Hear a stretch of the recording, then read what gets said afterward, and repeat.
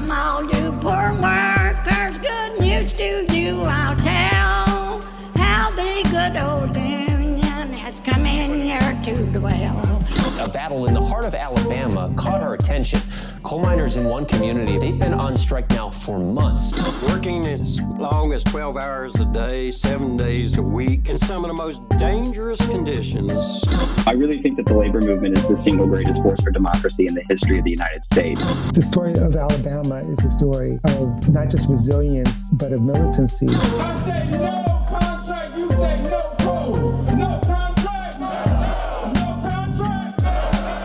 If we ain't all free, ain't none of us free. You're listening to Alabama's only union talk radio show, The Valley Labor Report, with Adam Keller and Jacob Morrison. Hello, Tennessee Valley. This is the Valley Labor Report. My name is Jacob Morrison, here with my co-host and fellow agitator Adam Keller, and we are broadcasting live online and on the radio from the heart of the Tennessee Valley, the Spice Radio Studio in Huntsville, Alabama. Today, folks want to cancel us, but we're not going anywhere. Local parents are pushing for safe schools. Huntsville is waging a campaign against homeless folks. A union lawyer talks to us about safety in the mines and more on today's program. If you want to be part of the program today, we've got a phone number, but the line is not open. We have got a jam-packed schedule, so not going to be opening the phone lines, but you can text the phone number, 844-899-TVLR, and we might answer your questions or respond to your comments that come in that way. If you want to give us a message via text, 844-899-8857, and you can always leave a voicemail throughout the week. If you want to find us during the week, haven't gotten enough of us on the radio, then you can find us online. We're anywhere you find anything online, on Facebook, Twitter, YouTube, anywhere you get your podcasts, newly on TikTok, all at the Valley Labor Report. Just a reminder, your support helps us stay on the air. Our largest single source of funding comes directly from our listeners.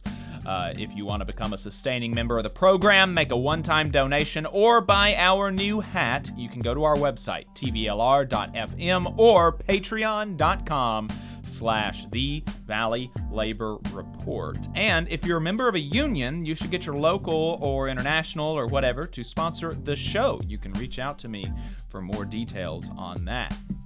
So like I said, we've got a jam-packed schedule today, so we're just going to go ahead and jump right into it with Last Week in Southern Labor, which is a segment that we do every week where we tell you what happened in the labor movement in the South. We pull the information from Jonah Furman's newsletter, Who Gets the Bird, which compiles all of this information for the entire United States. So if you want to see what's going on outside of the South, then you should subscribe to that newsletter, whogetsthebird.substack.com.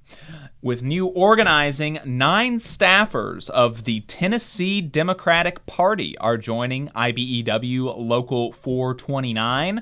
157 nurses at the Coral Gables Hospital in Florida are organizing with National Nurses United. 65 paramedics at the University of Florida Health Shands Hospital in Gainesville, Florida are organizing with AFSCME Council 79. 60 janitors for Cervicon in Fort Worth, Texas are organizing with the Machinists. 56 drivers for Keurig Dr. Pepper in Irving, Texas are organizing with Teamsters, Local 745. 35 workers at Avis Budget Car Rental in Savannah, Georgia are organizing with the UAW, the United Auto Workers. 30 tugboat workers for Morin in Savannah, Georgia are unionizing with the Masters, Mates, and Pilots Union. 26 workers at the REA Magnet Wire Company factory in Ashland, Virginia are organizing with IBEW Local 666. 12 clerks at Kroger's massive Memphis distribution center are joining Teamsters, Local 667, which already represents the warehouse workers at that distribution center. 5 workers at New Orleans energy efficiency nonprofit EnergyWise are joining IBEW Local 130. 5 construction workers at the Army base in Fort Stewart, Georgia, are joining AFGE Local 1922. In election wins and losses, Starbucks Workers United went 8 for 9 this week, adding 211 new members, including at one store in Denton, Texas. In strikes and bargaining, the Brotherhood of Locomotive Engineers and Trainmen, a Teamsters affiliate, and one of a dozen and a half unions involved in national rail bargaining with the largest freight carriers, are taking a national strike vote. Starbucks Workers United members struck in Dallas, Texas, and Delta pilots at major hubs across the country organized their signature protest/pickets as they work under a long-expired contract through the Railway Labor Act, which covers airline workers as well. And that basically means that contracts stay in effect even when they expire, which is maybe better than the alternative, but it also de-incentivizes employers from coming to the table if their expired contracts continue. In internal union politics, the UAW presidential race just heated up with a new credible challenger to incumbent President Ray Curry announcing his intention to run. Sean Fain is a longtime national staffer at the UAW out of the Chrysler, now Stellantis department. He has made waves for publicizing some of the internal workings of the incumbent administration. The other heretofore announced challengers to Curry have either never held local office, let alone have a national profile or bargaining experience, or are facing disqualification due to being retirees. The UAW convention, where nominations and important resolution fights will take place, will happen at the end of this month, and getting on the ballot is easy. The hard part is winning the first ever direct elections to national leadership, set to take place by mail ballot in the fall. And so next up, we wanted to talk to you about this because it is incredibly funny. I regret to inform you that we have been informed that the politically correct mob is after us. Oh, no. We've got some snowflakes out there that want to get us banned, that want to get us kicked off the radio or have us compelled to toe a certain line. Really? Yes. This is some pretty serious stuff here, I think. So, Adam, let's go ahead and we'll just let the calls for censorship speak for itself. Let's play that call, Adam. James, Huntsville, you're up. What are you hating on? I'm hating on Dale. I was trying to think of the words to describe this fellow, but it's your left-wing liberal union fanatical idiot on Saturday morning show talking Jacob smack Morrison about Yaffe, which I think is unethical and unprofessional, and he's a jerk, and I'd like to see what you think about it. What was he saying about Yafster? He was saying he was a terrible person, and he's pushing Christianity on people, and he's totally whacked out, full of crap and everything else. Well, I'll tell you this. I could have used a few other words to describe the guy, but he's a jerk, idiot. He may be. Let me ask you this. Would you prefer that I mandate what my host on this radio station Show off, say? yeah. So there you go.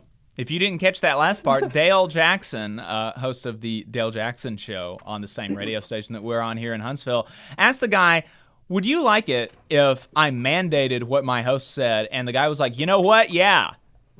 So there we go, folks. The mob, the cancel culture, it's coming after us. I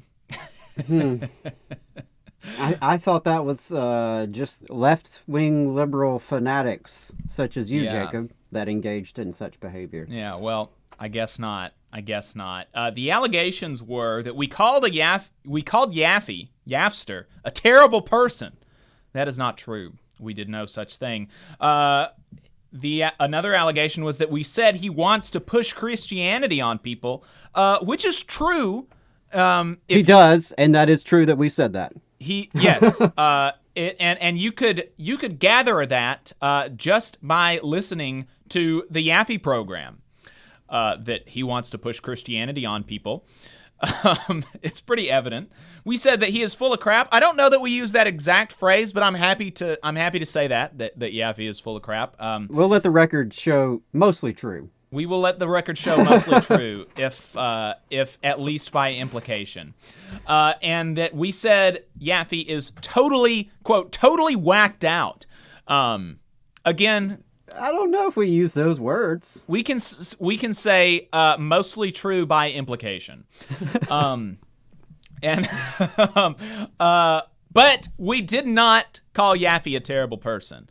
I think that people can have terrible politics and be individually extremely nice people, which I have had every indication that Yaffe fits this bill, that he is an extremely nice person on individual level, that he would, that he's never going to, be rude to you or be super hateful to you individually. I'm sure he can have, I'm sure he's nice to like his children or whatever, if he has any. And he's always been pleasant when he's been on this show. With us. I've never had any individual, but and so whatever. That doesn't mean that his politics and his prescriptions are not tyrannical and bad. And so we're gonna talk about that if we feel like it. And we did. But I do not think we were being unethical or unprofessional. I think we were being quite professional. And, look, if this guy thinks that I'm a jerk for responding to people's ideas and that that's unethical, and that the way that I responded to his ideas is unethical and makes me a jerk, I mean, if he thinks that our response to Yaffe was so mean as to be unethical, I would hate to see what he thinks about literally any Dale Jackson segment. Right. I don't know if he's a regular listener to that program, but his feelings would probably get hurt half a dozen times every show if he listened to the Dale Jackson show regularly. And he thinks that our response to Yaffe was so mean as to be unethical. Listening to the Dale Jackson show would send him into a conniption, into a fetal position, rocking back and forth, crying like a toddler, is how he would react to listening to the Dale Jackson show if he thinks that we were too mean to Yaffe. So he wants us banned instead of challenging us in the marketplace of ideas. But Dale asked Yaffe what it was about, and I don't think that, moving on from the calls of censorship, I don't think that Yaffe quite understood our segment. Let's play his response. Okay. All right. Yaffe, don't say anything else the rest of the show. You're banned from speaking because we don't want anyone to be upset. Okay, thanks a lot, James. I appreciate it. Yaffe! But I was just going to say, he tagged me in a post, and I watched some of it, and I wasn't going to respond to it, but so there you go. What do we got? What do we see? Anything good? On what he said? No. Yeah. I mean, he basically, I was talking about how the left pushes basically their leftist religion on us and then complained about us pushing Christianity on them. And I was talking about the abortion issue, and he was basically saying, I've never, ever seen a case where Christianity has been banned from the public square. Never seen it. And I was like, there was literally a Supreme Court case about that. Okay. Like that is what we were talking about. So whatever. Oh, wow. Okay. Yeah, so I mean, I think what happened is he literally only watched the clip from the podcast that we posted on Twitter, where you, Adam, said that you've never seen Christianity be pushed out of the public square, by which I think you meant that no one is being made not to be a Christian or to practice or to practice their religion publicly. I mean, we Correct. see... I personally have never witnessed the long arm of the state intervene and tell someone they cannot be a Christian or cannot practice Christianity. Right. Never witnessed which is it different myself. which is different than saying that people in their capacity as a government official should not be pushing Christianity. Correct. That is not taking, because two different things. You can be a Christian publicly, and Christianity cannot be being pushed out of the public square in that way, while at the same time us having as a society a standard that our government officials are not going to push a religious doctrine on children. So our segment was about Yaffe wanting to use public funds to divert to theocratic private schools. It's up in full on all of our platforms, YouTube, podcasts, and the segment that we were responding to from Yaffe is on his podcast feed as well. I'm happy to put our segment up against his and happy to hear any arguments against what we had to say in the marketplace of ideas. But in the meantime, here's what I have to say to the people trying to cancel us. Up yours, woke moralists. Yeah. All right. Up yours, woke moralists. You're not going to cancel me. As long as those checks keep coming in every month, I imagine Dale has no interest in that either. Yeah.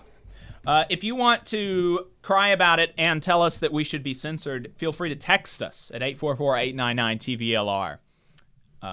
We'll be happy to read your texts. keep the hate coming. Keep the If hate you are a coming. regular listener because you hate us and you hate what we have to say, but you listen every week just to get irritated, really appreciate that. Yeah. I hope it gives you motivation to work out in the gym, burn some calories, get your energy flowing.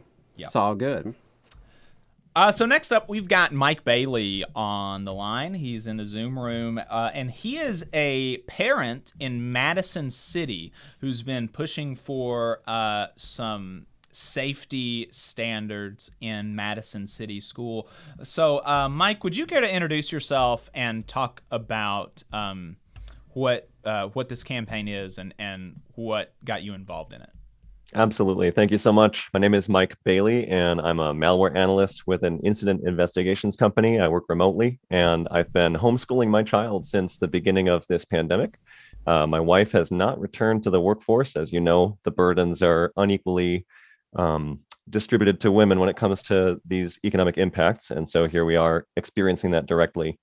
But we're just parents who are looking to stand up and solve the problem where we've got all these massive ESSER funds that are available and they're not all spent yet. And there are solutions that can directly address the problems of the doubling and tripling of chronic absenteeism in schools, the student illness, the absenteeism that happens from that, the parents getting sick, having to take off work, teacher shortages, substitute teacher shortages, having the national guard come in and teach your school in New Mexico. We don't need that. We don't need to randomly go virtual because we didn't plan for this. There's actually stuff we can do that I could tell you more about in a subsequent part. Yeah, I think one of the things that I wanted to emphasize and why I thought it was important that you come on the show today is because obviously indoor air quality is a labor issue. It's always been a labor issue. It affects people's working conditions and their overall safety on the job. And when it comes to public schools, we're talking about the working conditions of educators and the learning conditions of students. And we know that responses by school districts to COVID has been pretty uneven. It's obviously had impacts on those learning conditions and working conditions. It's also been subject to a very nasty political divisive series of debates. And one of the things that's been really left out of this debate, in my opinion, and underreported in the coverage, is indoor air quality of the schools themselves and how that can actually play a role in COVID transmission and other illnesses, and how we can actually do something about it. So, Mike, could you tell us what are some of the highlights of what you've learned about school indoor air quality and why is that important? It was really highlighted as a labor issue when there was OSHA testimony for 4 days with the nurses union saying, please implement these things that we know work. And the hospitals themselves were saying, there's no problem here. And the nurses unions were bringing these things up. There's been a lot of fatalism, a lot of, we're going to have to take this lying down. There's nothing we can do. But the solution is actually really clear. The CDC has found that in an actual classroom, HEPA filters at 5 air changes per hour reduce the exposure to particles that would be capable of carrying SARS-CoV-2 into your airways by 65%. In a Hume Foundation study in Italy, they found that 6 air changes per hour with mechanical ventilation got you a factor of 6 reduction in transmission. These are real classrooms, real students, real SARS-CoV-2. And Goethe University in Frankfurt found that HEPA filtration getting 6 air changes per hour had a factor of 6 reduction, also 82.5% reduction in the inhaled dose. And what happened? Here's what happened. in Georgia schools that took action, not even achieving these particular air change rates, but simply if a school implemented both ventilation and HEPA filtration, those schools in Georgia had 48% less incidence of COVID. There is certainly something we can do. There's certainly something we can do. Wow. I mean, I think that's huge. I mean, that bears repeating. There was a lot of you said a lot of different things, factors and numbers and multiplications and all this. But the thing to underline, italicize, and emphasize is that the implementation of these Ventilation air filtration systems decreased COVID cases in Georgia schools that implemented them by 50% approximately? 48%, about half, yeah. And that's not even using the key parameters that we know can increase and maximize this solution. So I believe that if we attend to hitting 6 air changes per hour, as is recommended by the Epidemic Task Force Chair, Bill Banfleth, he's part of the ESHRE Epidemic Task Force, and he recommends this 6 air changes per hour. If we do the math, it's a little bit of algebra, but if we do the math in these school spaces, we can have our teachers and students just going to school like they're supposed to. No problem. That would be normalcy. Sorry. That is so huge, because we can argue over masks and vaccines till we're blue in the face, and obviously they're very important in terms of this pandemic. But here's a very tangible example of something that can be done that would significantly improve the material conditions of workers and students alike, and significantly improve community transmission of COVID and other illnesses.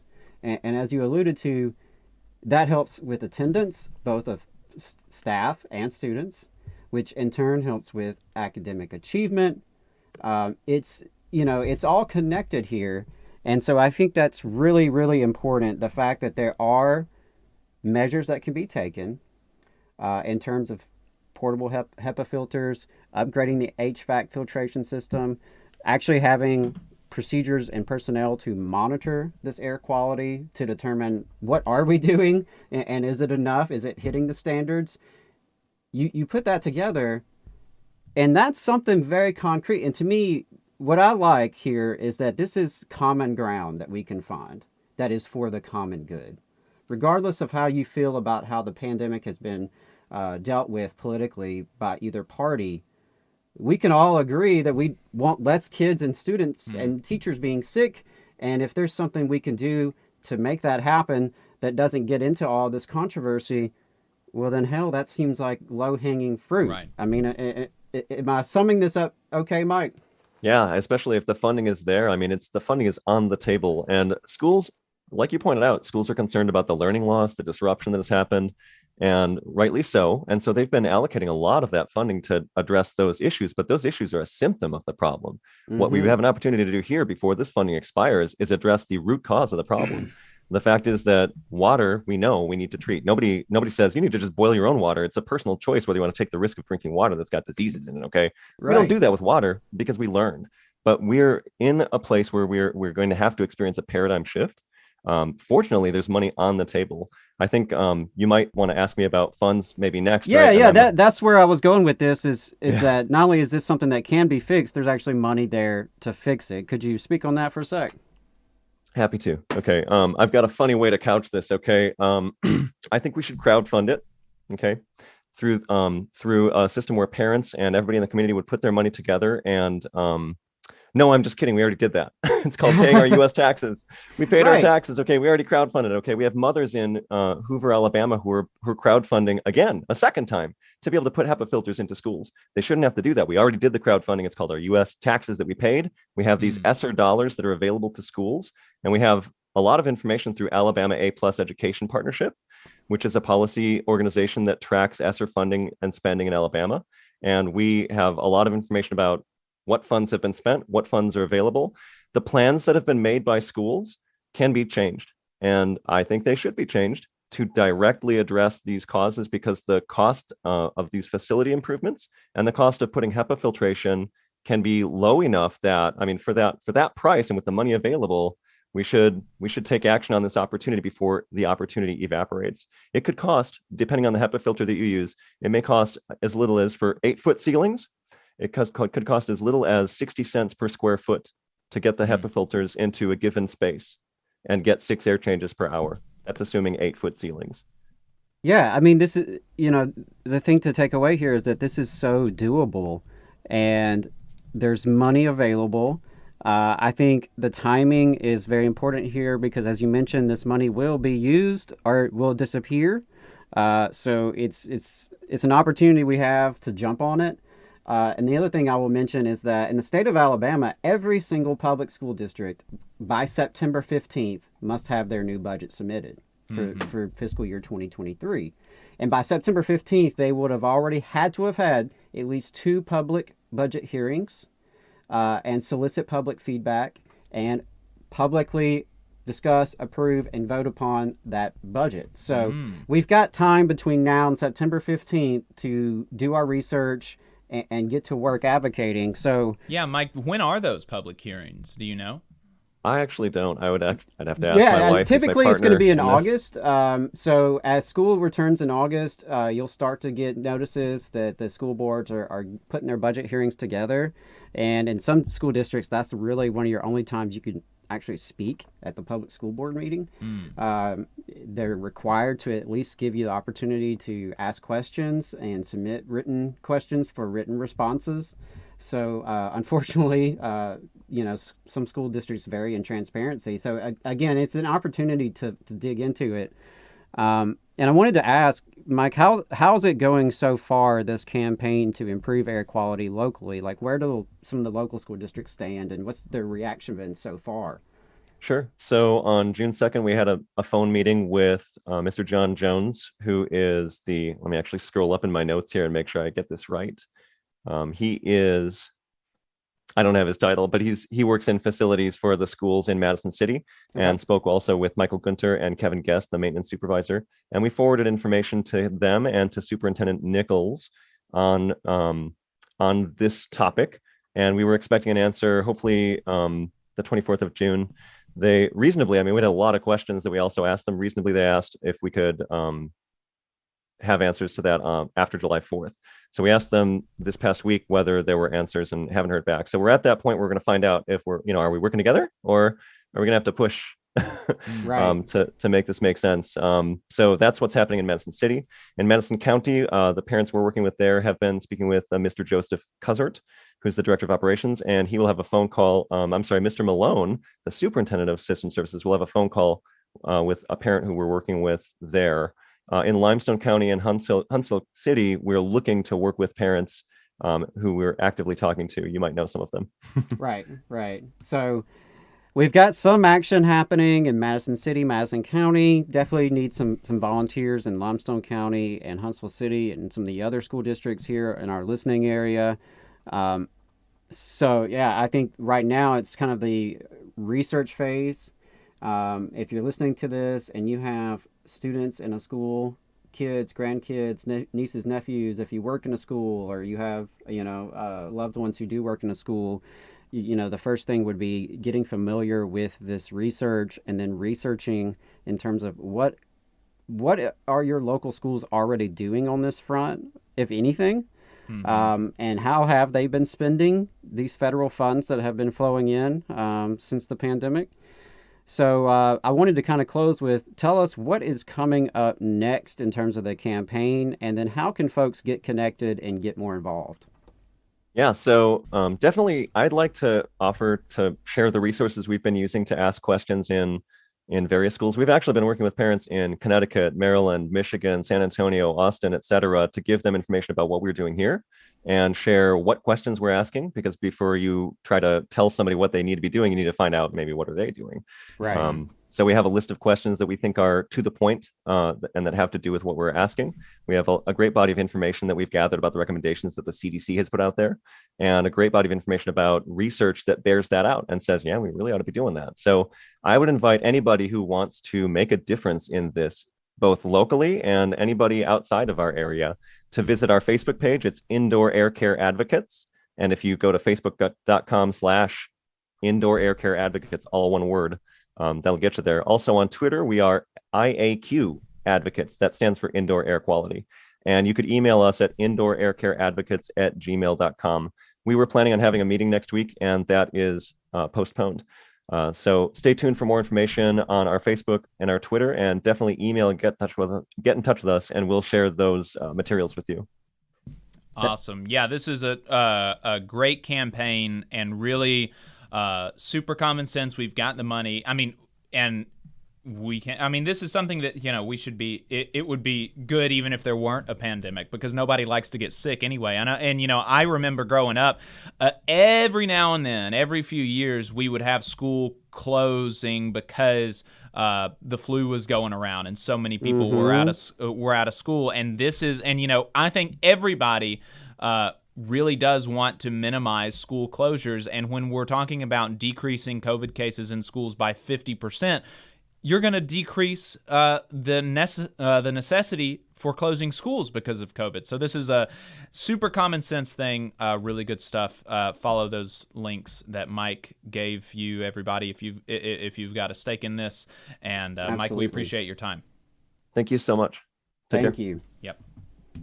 All right, folks, we're going to be going to a break. On the other side, we're going to be playing an interview with the folks from Love Huntsville about the city's harassment campaign against homeless folks and what they are doing in response. We'll be right back. Hometown Action is a grassroots organization building a multiracial working class movement for racial, gender, economic, and environmental justice in Alabama's rural communities. We stand in solidarity with Alabama workers and are proud to support the Valley Labor Report's efforts to inform and build the Southern worker movement. Please visit hometownaction.org and follow our social media channels at Hometown Action to learn more about how you too can get involved to make the South a better place for all workers. Solidarity, y'all. IBW 558 is like a great football team. You've got to have the aptitude, skills, and knowledge to outperform the competition. If you're a non-union electrician, now is the perfect time to get off the sideline and join our team. We have the absolute best wages and benefit package in North Alabama and Southern Tennessee. It's because our team stands together, bargains together, and our families benefit from it. With immediate openings, you have the opportunity to see why the IBW is the right choice. Energy Alabama is a locally operated and membership-based nonprofit organization focused on advancing Alabama's clean energy future through education and advocacy. Many people in charge of infrastructure and building decisions simply don't know about how viable clean and renewable energy is. To that end, Energy Alabama has provided instruction to more than thousands of adults and tens of thousands of K-12 students across the state. We're working hard to build careers in clean energy and help everyday Alabamians save money on their utility bills. Learn more about our work and how you can join us at energyalabama.org. Support for the Valley Labor Report comes from the International Federation of Professional and Technical Engineers Union. Learn more by visiting www.ifpte.org. The attorneys at Maples, Tucker, and Jacobs have stood with the working people of Alabama for over 40 years, providing skilled legal representation for your workplace injury claims. When you are injured on the job, it can be a scary time. The attorneys at Maples, Tucker, and Jacobs have the experience to guide you through the process to make sure that you and your family are properly taken care of and your rights are protected. If you need help, call the attorneys at Maples, Tucker, and Jacobs at 855-617-9333 or visit online at www.mtnj.com. No representation is made that the quality of legal services provided is greater than the quality of legal services provided by other law firms. Support for this program comes from the International Brotherhood of Electrical Workers, Local 136, out of Central Alabama. Learn more at ibew136.org. Attention union members, membership organizations, podcasters, or anyone with a payment processing need. The future is here, and your organization needs to be prepared by working with Unionly. With Unionly, your union or organization can take payments on a mobile device, eliminating processing fees, giving you a better price than other payment processing methods, while at the same time supporting a union-friendly business with a specialized skill set to meet your needs. Your members will thank you when they pay their dues at their convenience without waiting in line to deposit cash or check. Start preparing for the future today by calling 206-595-8631 or visiting unionly.io. It's that time of year again. Christmas in July. Monday, July 25th at 305 8th Street. Christmas in December is when we receive the gifts that we wish for. Christmas in July at 305 is a time to address residents' needs. Clothing, socks, underwear, bedding, and more. Or maybe just a treat or two thrown in for fun. To add to the fun, individually wrap each item. A needs list for each resident will be provided. Email cydney@305 8thstreet.org. Call 256-777-9642.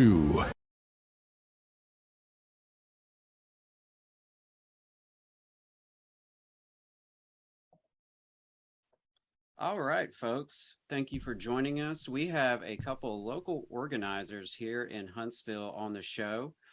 You may remember we've talked briefly about the homelessness situation in Huntsville. It's made the news, and this is obviously very relevant to working class people and those of us who care about workers and their livelihoods. So we wanted to talk to folks who are on the ground and are doing good work around this issue and hear from them what's actually going on. And more importantly, how can you who are listening or viewing out there, how can you get involved? How can you help this effort? So ladies, thank you so much for joining us. I think we'll just start with each of you, if you'll briefly introduce yourself and tell us a little bit about your organizations. Tia, if you want to start. All right, thank you, Adam, for having us. I'm Tia Turner, and I am co-founded a nonprofit organization here in Huntsville, Alabama called Love Huntsville. We got our start pretty much last year. We're doing a lot of voting rights stuff. And we got involved with some of our local encampments. And from there was an eviction happening at this place called Mill Street. And from there, we've been involved with the community, our unhoused neighbors, and really just advocating for policies, housing, helping with the encampment closures, moving people, building solid relationships with a lot of our folks. Fantastic. Thank you. So I'm Tahira Osborne. I am co-founder of Huntsville Bail Fund, which is a local bail fund that grew out of the 2020 protests that happened in the wake of George Floyd's murder here in Huntsville. Out of that effort, we have tried to situate ourselves as a fund that really is speaking up for people whose experiences often don't really make it to the media, experiences of arrest and incarceration. We happen to have one of the deadliest jails in Alabama, which probably means we have one of the deadliest jails in the nation here in Madison County.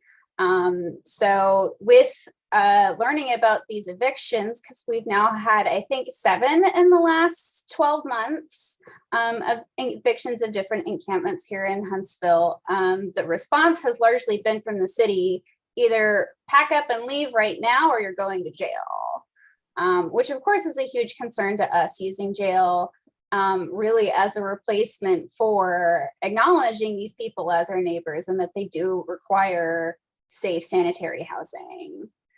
Absolutely. Well, I think that's a great segue into fill us in on what's really going on right now, particularly with the Derrick Street camp, and how has the city responded? All righty. So Derrick has been up a little over a decade. They had about, I would say, about 80 people in that specific camp. It has fluctuated now since the encampment eviction was announced by the city. It was announced back in April through the COC, and we had been trying to organize around that encampment evictions. Past encampment evictions have gone not so great. There's been people whose rights were violated due to property being destroyed, things like that. Just a lot of things that has happened in the past. So we kind of stepped in, Love Huntsville and Huntsville Bail Fund, and got some people to rally around us, like ACLU of Alabama, SPLC, the National Homelessness Law Center as well, and a lot of other amazing local nonprofits and organizations and organizers. And so from there with Derrick, it has it's very multifaceted, a lot of different issues pertaining to this camp. The city has said that they were closing it down because it just wasn't safe, sanitary. And, we found out that there was a local business here that actually was wanting to, she owns part of the land that the Derrick camp sits on, and she actually wanted to buy the rest of the land. And so now here we are having to close down the camp. And so the city pretty much stated, well, there's someone that wants to buy it. She already owns part of it. There's nothing that we can do. And so we just jumped into action because of past experiences that we've had, like I said, with people's rights and just the whole encampment experience as far as the evictions not being handled with dignity and compassion. Tahira, you want to jump in there? Yeah, I mean, I would just sort of add that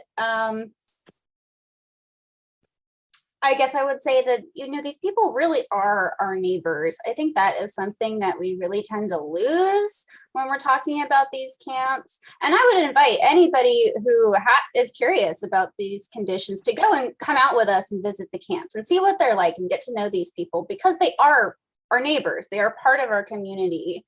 Most of them are working people. Most of these people have jobs, and they're still not able to save and transition by themselves into a stable, permanent housing situation. It is so hard once you have lost your housing to get back into housing.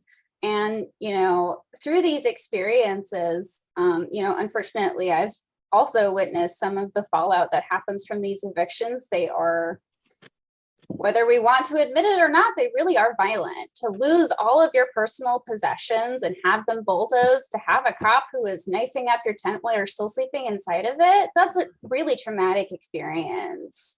And that's not something that has to happen. That's part of why we're doing this advocacy, why we reached out to the city, why we've been trying to work with other larger organizations who have experience on these issues, is it doesn't have to happen like this. The city can have what they want, which is clean, sanitary, areas, public land, keeping that safe and clean, understandable. We can do that and not traumatize these people and not send them to jail and, not completely destroy any of the progress that they've made. Right. And also provide housing. So that's a huge part of it, right? That's a huge part of our advocacy push, is to put a halt to encampment evictions until we implement housing. That's the big issue. We are facing a lack of affordability in housing. Mm-hmm. We are facing a housing shortage. Huntsville now is considered the #1 place to live within the United States. And with that draws so many people here because of the workforce and so many different factors. But we can't do it at the sacrifice of our unhoused neighbor. Like Tahira said, many of them have jobs.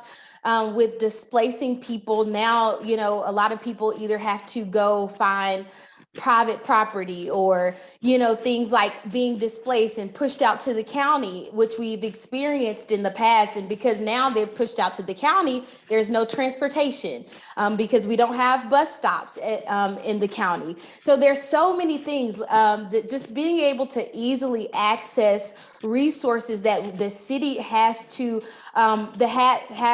ability to provide. When you displace people, it cuts that access off. And that is what we've really pushed for the city to halt evictions until we come up with an actual plan for housing, till we actually come up with a plan for just how they're going to combat and try to end homelessness here within Huntsville, Alabama. We have cities and states and counties all over the country that's actually on the forefront of this issue and making it a priority. And with Huntsville, we've not made it a priority. And because of that, it causes a lot of different issues and barriers for this community. Absolutely. And I think you touched on basically what the pressing question for me was, if the city is planning on shutting down this camp, and there's potentially 80 people living there, what where would they go? Because the city, it sounds like, is not providing any alternatives, and does not have a plan to provide housing. So, based on your experiences and your interactions, both with the city as well as its population, what do they expect, and where do they expect these folks to go? Well, I'll start and then I'll let Tahira go if she wants to take it. But pretty much what's happened in the past with past encampment closures, especially in October, we rallied around, tried to get the city to do a lot of things. There has been some type of structure, a little bit of structure that has happened around encampment evictions, which is getting organizations involved. Back in last March, there was no one helping with evictions, and that's why we ended up stepping up, because we had cops literally there ready to take people to jail by the 6:30 in the morning when we arrived, and they didn't have to be off the premises until 5. So now they've gotten organizations to somewhat be involved, but the practices around that is at the cost of their rights, at the cost of their dignity, things of that matter. So now the city has said, well, we have organizations helping, and the solutions are either go to shelter, which is just not a valuable solution for many of our unhoused friends because of the different barriers, whether it be needing certain medications that they're prescribed by their doctors and they can't take them into the shelters here.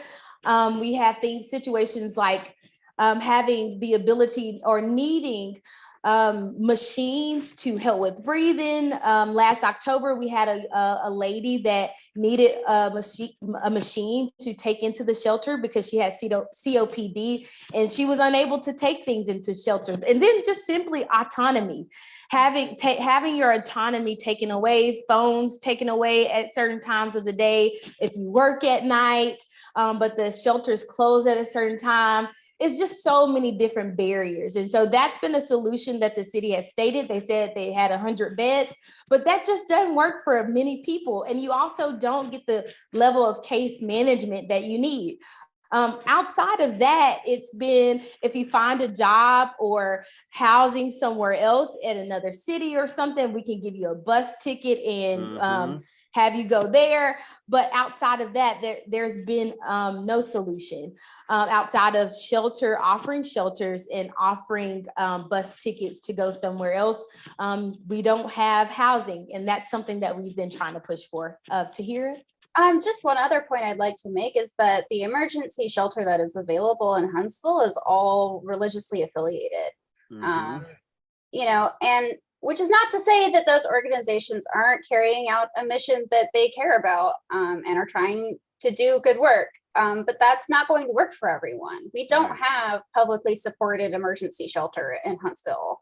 So that is also another consideration that people who are considering shelters have to think about. Am I going to be comfortable in this environment? Am I going to feel respected in this environment? If I have a different belief system, is that going to be respected? Am I going to be pressured into participating in certain services? Those are questions that I think people really have to grapple with, that most people are not really considering, is like, am I going to have to participate in this prayer to eat today?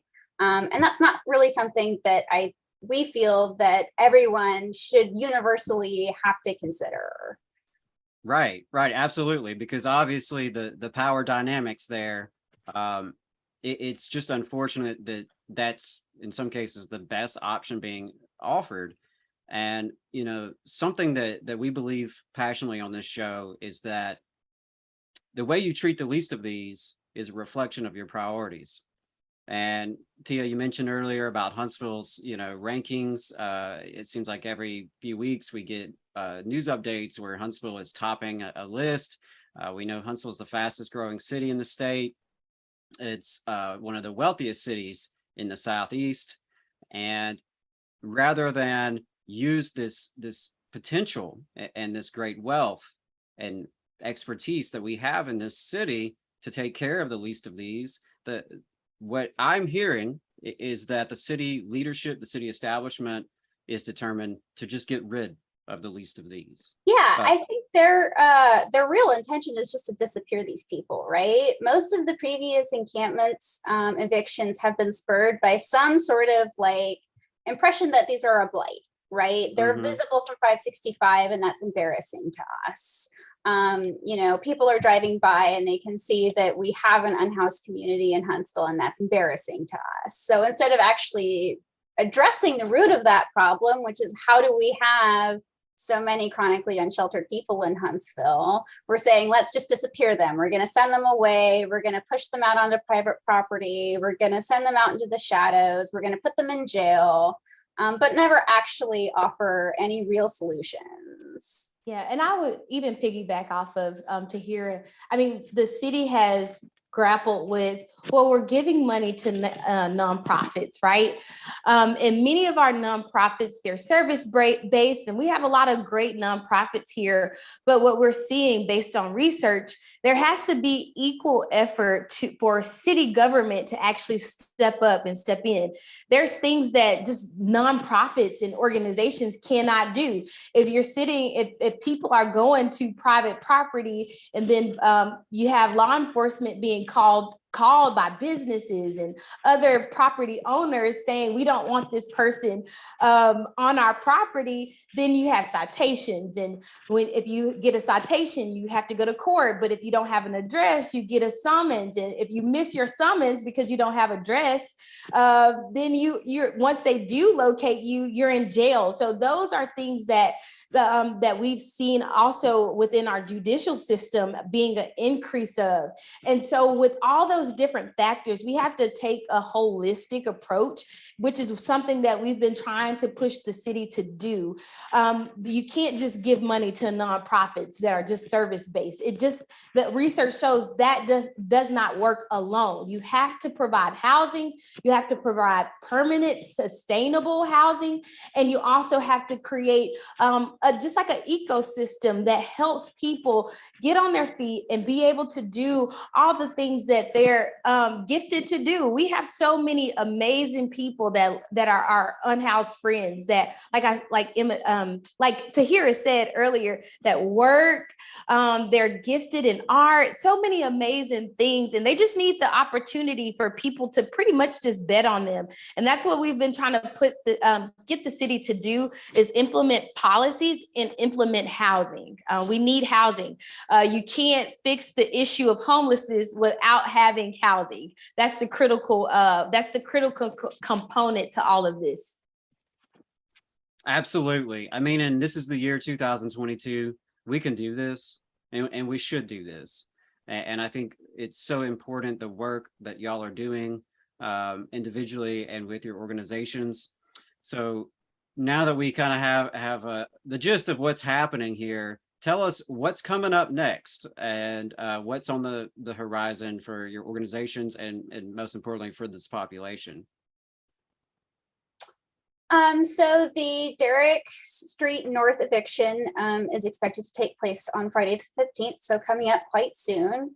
I know this is airing on Saturday, so we are holding a legal observer training at 3 p.m. You can find it on all of our Huntsville Bail Fund social media. It should be up on Love Huntsville social media by now to register. It's a totally free training put on by the National Lawyers Guild, the Alabama chapter of the National Lawyers Guild. We need legal observers there. And we're going to hopefully set up shifts with legal observers both the day before and the day of the eviction. This is a way to be a neutral third party. You are a non-participant. What your job is to watch and to observe the interactions between police and the people who are experiencing this eviction as a safeguard. We also need volunteers who are going to be able to do the packing and heavy lifting and practical moving. So Tia, can you talk about how volunteers can volunteer with Love Huntsville? Yes, sure. So this Sunday, actually, we will be hosting we host a service day. It's every other week. We do dinners, but we also, I think what I love the most, we provide medical care as well. So we have a free clinic, our street meds. They come out and they check people, any wounds, anything that they may need in that moment. And we take this time to gather data on different things that our unhoused friends need. And so we do a lot of those service dates and really focus in on what this community needs when we're out there. So this Sunday we'll be out at Derrick Street. So if you'd like to come out and volunteer, we'll be out there at 5 p.m. this Sunday. And that'll be an opportunity to connect with us to see how you can be involved with this upcoming move, because we're going to need to all hands on deck. And we have a lot of our friends that are disabled. And so a lot of them, they can't do a lot on their own. So we'll be out there helping along with other organizations, trying to help people in as safe as possible, as with much dignity as possible, move people to where they prefer. And so if you would like to help, you can reach us on our social media handles at Love Huntsville, and let us know how you want to be a part. And also, donations always are great. Any donation that we receive goes directly to our friends, unhoused friends, through so many different services that we provide. And so you can go to Instagram at love.huntsville to click on our link tree, and you can see how to donate. You can see how to connect with us. You can send us a DM, whatever is going to be necessary. However you want to get involved, we're here. Awesome. And so we have several opportunities for folks to get involved. Saturday the 9th, there's a legal observer training at 3 o'clock. On Sunday the 10th at 5 p.m. is a service day out at the camp run by Love Huntsville, where they're going to be doing some prep, basically. And then on Friday the 15th, there's a need for folks who can volunteer to be a witness, to bear witness to what could happen, what will happen. So some great opportunities to get involved for those of you who are interested in helping. And as a reminder, you can find Love Huntsville on social media, Huntsville Bail Fund on social media. Donations are always accepted and always appreciated, I'm very sure. Were there any other things that I did not ask that y'all wanted to share with our audience today? I do want to say this really quick. So SPLC, they've been very involved with this move, moving forward.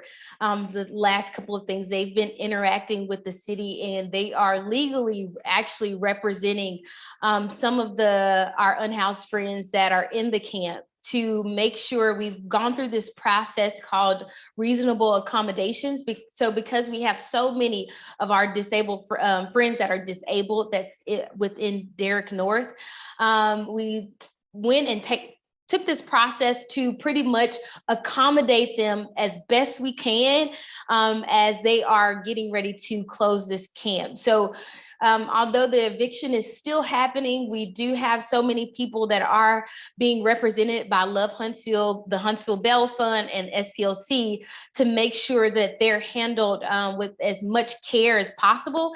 And that's a process that we've taken through the city. It's a process that we take. It's the American Disability Act, which is a legal situation that Tahir can talk a little bit more about.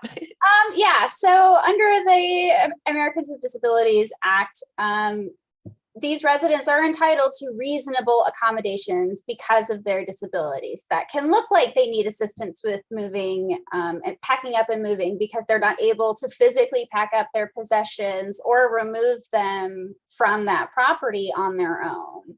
That would be considered a reasonable accommodation. Some of these people do need shelter and they do have medical equipment. So a reasonable accommodation would be to bring that equipment with them into shelter. So there are a variety of things that we're asking for. We're not just saying the city should let encampments exist for the rest of all time. What we are asking for is that the encampments that are here are held to standards, which includes the city participating in helping keep these camps sanitary and safe, and to present options that will reduce this population so that we are getting people out of these camps permanently, not just displacing them and sending them, into the four winds, but actually getting them into a stable situation. which it only benefits the economy, right? That only benefits all of us. For people to Absolutely. be able to be stable and maintain employment and participate in public life. Right. It's the right thing to do. It's the smart thing to do. And Tia, Tahira, I really appreciate y'all joining us, and I appreciate the work that y'all are doing and the work your organizations are doing. So love Huntsville Bail Fund. They're doing great work. Really encourage y'all to check it out. Follow them on social media, please. If you can donate your time or your money, your energy, your encouragement, it's certainly appreciated. And we look forward to talking with y'all down the road as we can get some updates on how this eviction occurs, as well as how the legal challenges unfold, and long-term, the actual plan for how Huntsville can address homelessness in this city. We can do it. We can do it. We can do it. Thank you so much, Adam, for having us in the Valley Labor Report. We really appreciate you all. Thanks, y'all. Thank you. Energy Alabama supports consumers and is a leader in advocating for them. We have been able to successfully fight off utility rate increases in the state, reduce fees for electric vehicles, increase electric vehicle infrastructure spending, and secured a $100 million refund by Alabama Power after the utility overcharged customers for fuel. To learn more about our work advocating for customers and join the fight, go to energyalabama.org. There's a lot of talk about a shortage of workers, but that's not the case with IBW 558. We have provided our customers over 3,000 workers and performed over 3 million man-hours in a pandemic year. With 8,000 OJT hours, 900 classroom hours, OSHA 30, and a state license, our members receive the equivalent of a master's degree. That's what makes IBW 558 the right choice for your electrical needs. Look us up at Facebook or at IBW558.org. North Alabama DSA is looking for folks to work for a better North Alabama. They prioritize mutual aid, municipal activism, and union solidarity. Contact them on social media or dsanorthalabama@gmail for more information. Support for this program is provided by the International Association for Machinists and Aerospace Workers, Local Lodge 44 in Decatur, Alabama. Learn more at iamaw44.org. Hometown Action is a grassroots organization building a multiracial working class movement for racial, gender, economic, and environmental justice in Alabama's rural communities. We stand in solidarity with Alabama workers and are proud to support the Valley Labor Report's efforts to inform and build the Southern worker movement. Please visit hometownaction.org and follow our social media channels at Hometown Action to learn more about how you too can get involved to make the South a better place for all workers. Solidarity, y'all. Support for this program also comes from the Iron Workers, Local 477. So if you are looking for contractors with lower than average EMR and TRIR, they tell me that if you need to know what those mean, then you will. Or if you need to supplement a workforce at any level for any amount of time, short or long term, if you need iron workers that come trained and certified at no extra cost, or if you need workers from superintendent down to general laborer, and you're looking to start work on a project, or you're unhappy with your current contractor situation, you need to call my friend Jeb Miles with the Iron Workers Local 477. They only work with the best in the business, vetted contractors, and can do all kinds of jobs from roofing to steel and bridge erection, from welding to heavy rigging, from structural repairs to machinery alignment, and much more. They supply manpower on 4 of the 5 largest projects in North Alabama, so you know they're legit. If you need good quality, safe, efficient, diligent, and knowledgeable workers on your job, then you need the Iron Workers Local 477. Call Jeb Miles at 256-383-3334 or via email at local477@bellsouth.net, and make sure you tell them that you heard about them on the Valley Labor Report. We're the nurses, firefighters, and claims representatives that help keep our government services running. We respond to natural disasters. We care for our nation's veterans, and we investigate discrimination in the workplace. We are federal and D.C. government workers, and we are proud to serve the American people. Working in more than 70 agencies across the government, we know we can fulfill our mission because our union has our back. Learn more at afge.org. Paid for by the American Federation of Government Employees, AFL-CIO. Support for this program also comes from the Mid-South Council of Retail, Wholesale, and Department Store Union. Learn more at rwdsu.info. Come on, you poor workers, good news to you I'll tell. How the good old union has come in here to dwell. Alabama's only union talk radio show. This is the Valley Labor Report. My name is Jacob Morrison. My co-host is Adam Keller. And we just wrapped up a conversation with the folks at Love Huntsville and the Huntsville Bail Fund as they are working to respond to the city of Huntsville, their eviction of homeless folks at the Derrick Street camp. You can learn more about them by going to their link tree. It is, let's see, what is it? linktr.ee/lovehuntsville. You can donate and do other stuff there. They've got a bunch of trainings and some really cool ways to get involved and help the homeless community here in Huntsville and move towards some real long-term solutions that will benefit them and the rest of the city. So definitely look into that. And if you missed any part of the show, you can always go back and watch the stream on YouTube. If you search for The Valley Labor Report, you can find us on all of your podcasting apps. We're newly on TikTok. You can go back and watch individual clips on our YouTube channel. We're also on Facebook and Twitter. All good ways to catch up if you missed any part of the show. So up next, we've got friend of the show, sponsor, couldn't do it without him, Jack Jacobs, attorney at law with Maples, Tucker & Jacobs, LLC, down in Birmingham. Jack, appreciate you joining the show. Well, good morning, Adam and Jacob. I'm glad to be here this morning. I appreciate you having me on. Absolutely. So I wanted you to come on because I saw your tweet about a case that you were working on involving mine safety for a couple of miners that there was an incident. And so you were working to enforce their contract. So talk to us about, well, first off, there are still miners, there are still union mines in Alabama besides the Brookwood mine that is on strike. Is that right? Yeah, there are two other union mines operating right now in Alabama. There is the Shoal Creek mine, which used to be owned by Drummond Company, was sold a few years ago, and then the Oak Grove mine, which actually was a U.S. Steel mine for a number of years, but it's been sold off and changed hands probably the last 15 years or so. But it's been a union mine as well. Gotcha. And so and this is at one of those mines, is that right? This incident?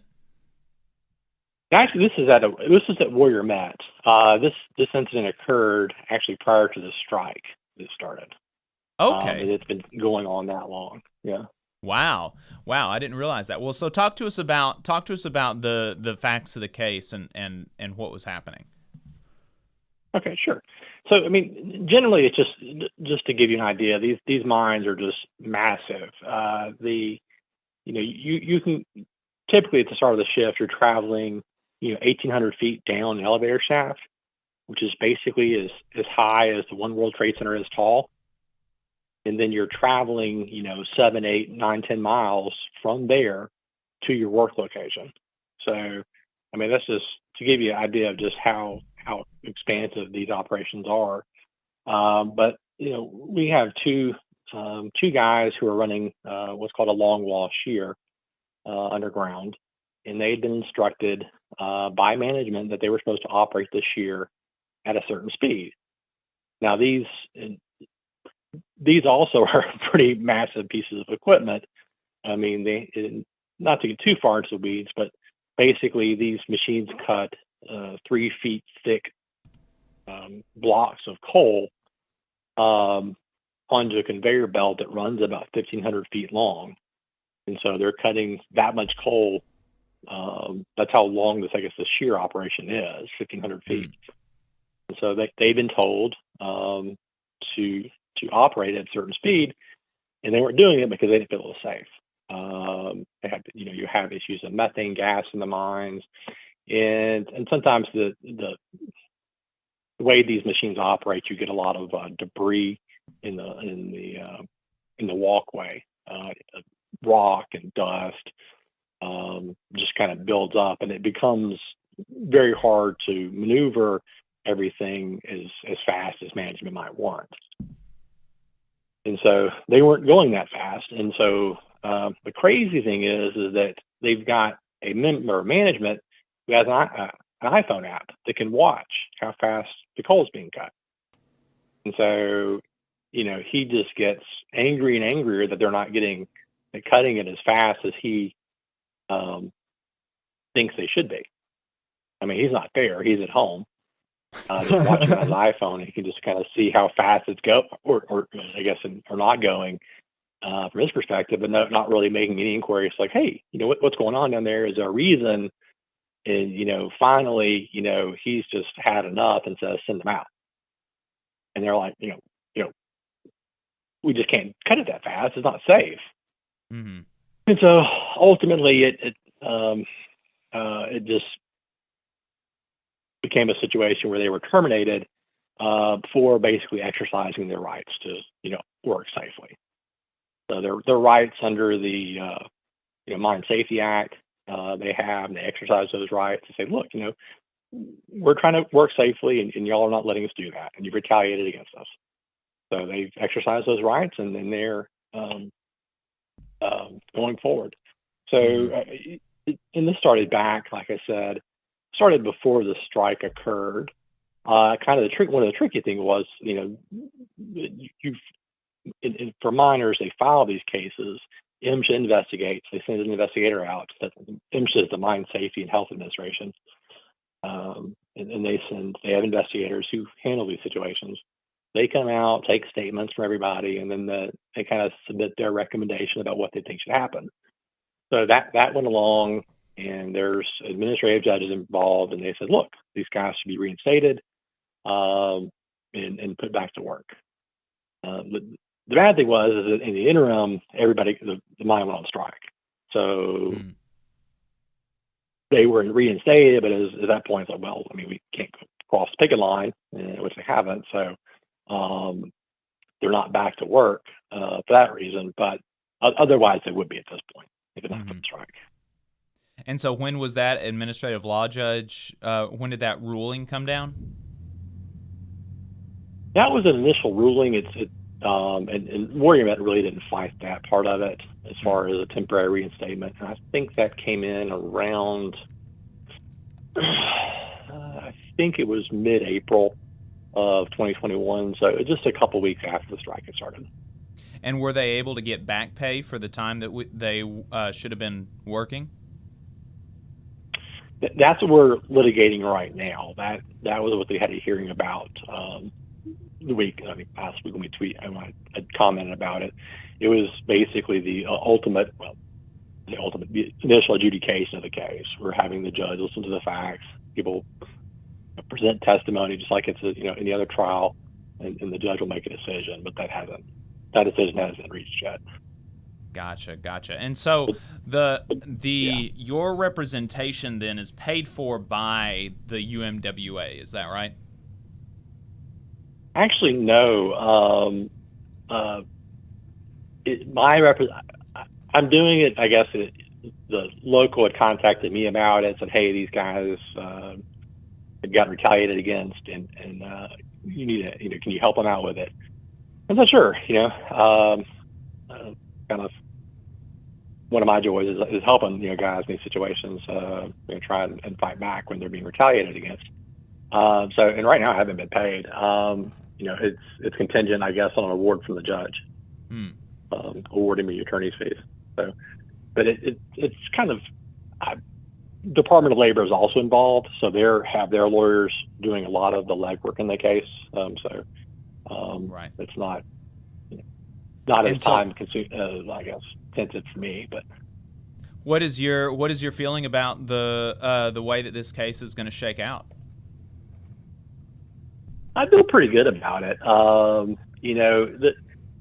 The good thing for these guys is that Warrior Met actually had some pretty good safety policies in place about what they're supposed to do. Basically, their safety policy says if you see an unsafe condition, correct it. And go on. Which is, we're like, well, that's what they did. And they said if you can't correct it, then report it to management. And when they reported to management, they later fired them. Warrior Met didn't even follow their own policies. And we had testimony from actually the mine manager at the time, who's since retired, that seemed to, corroborate all of our arguments. So it was really, we appreciated Warrior Met putting him up. So it was helpful. Well, that's great. We appreciate your work on that, Jack Jacobs, and keep us updated. And we look forward to being able to tell the audience that these folks got a big fat check. Yeah, I hope so. These safety rights generally apply to most jobs. If you are in an unsafe work condition and you see something you don't feel is safe, you have the right to refuse that and not be retaliated against. So just not just coal miners, it's other places too.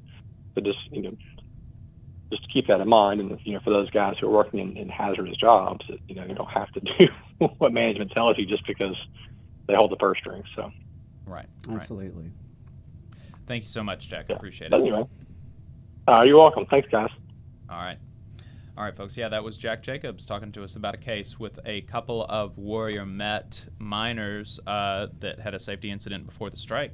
And I'm glad he mentioned that there at the end. Because I think right now, if you're local, you know how damn hot it has been lately. And we have sisters and brothers out here working in this heat. And, so my heart goes out to them, anyone who is having to work in the heat, or, of course, folks who are in some cases having to walk to work in the heat. But that's a major issue to deal with, is safety on the job. And that's something, that ties back with our earlier interview with Mike Bailey and talking about indoor air quality. So whether it's the heat outdoors or COVID indoors and everything in between, you have a right to safe working conditions.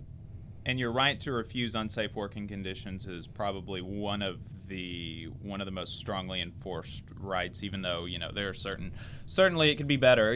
Absolutely. He's talking about this is about a year and a half later, still working to get back pay for these folks, but it is going to be the one where you're going to have the most likelihood of success. So definitely keep that in mind.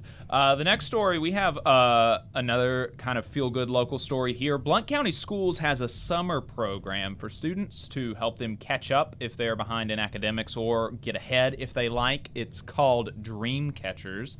And in an article talking about the success of the 2020 session, which is the session at the beginning of the pandemic, the executive director of the program, Mitchie Neal, explains what they do every day. Quote, students from grades K to 5 do sessions each day in reading, math, library/literacy, and enrichment. The enrichment sessions are a rotation of art, music, STEAM, and then something else. This year, the something else was a study of countries around the world and geography. Other years, the something else included movement, a fitness obstacle course, Spanish, and drama. She also explains the success that they were able to have during the worst parts of the pandemic. And this is from the article again, and I'm going to quote it at length because I think it's worth it. It's really impressive. Academically, quote, academically, the composite gain in reading was 5 months, and in math, 3 months.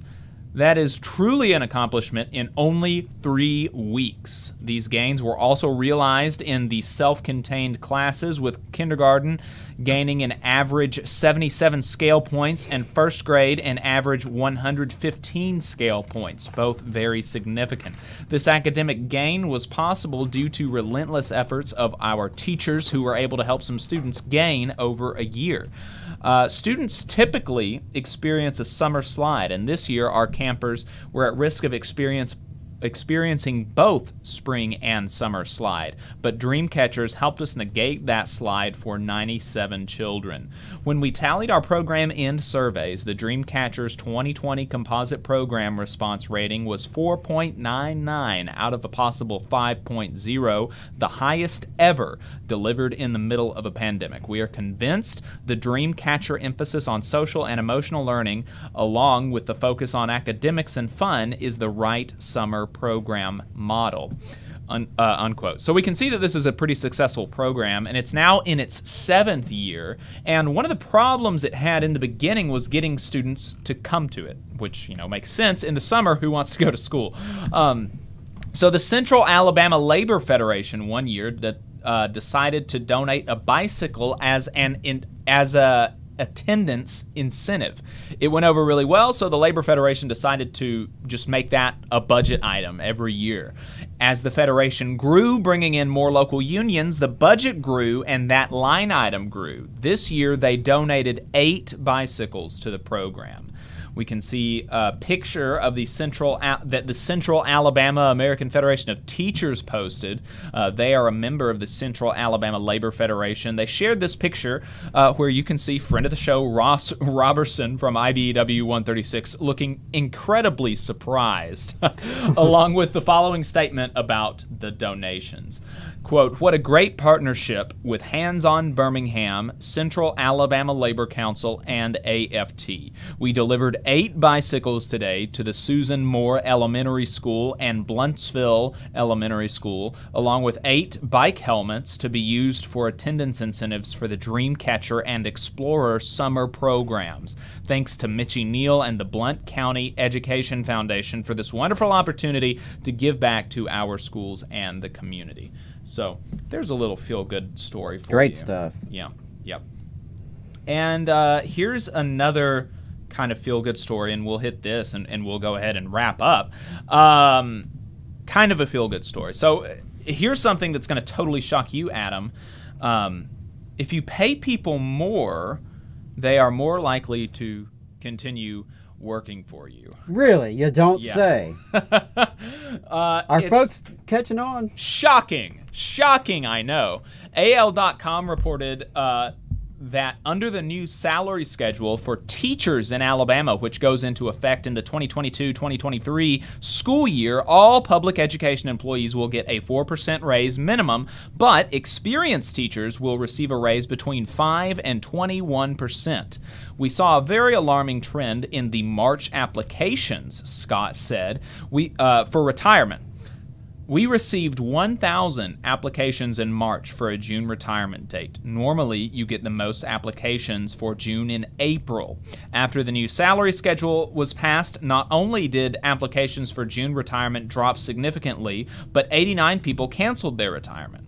So ultimately, retirements were still high, but they were lower than expected and lower than the year before.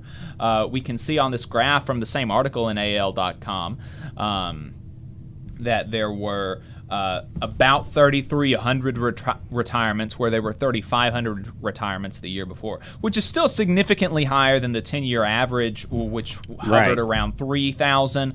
But still, that's at least a trend we can say in the right direction. And, so this pay increase for experienced teachers, maybe there's something to learn from that.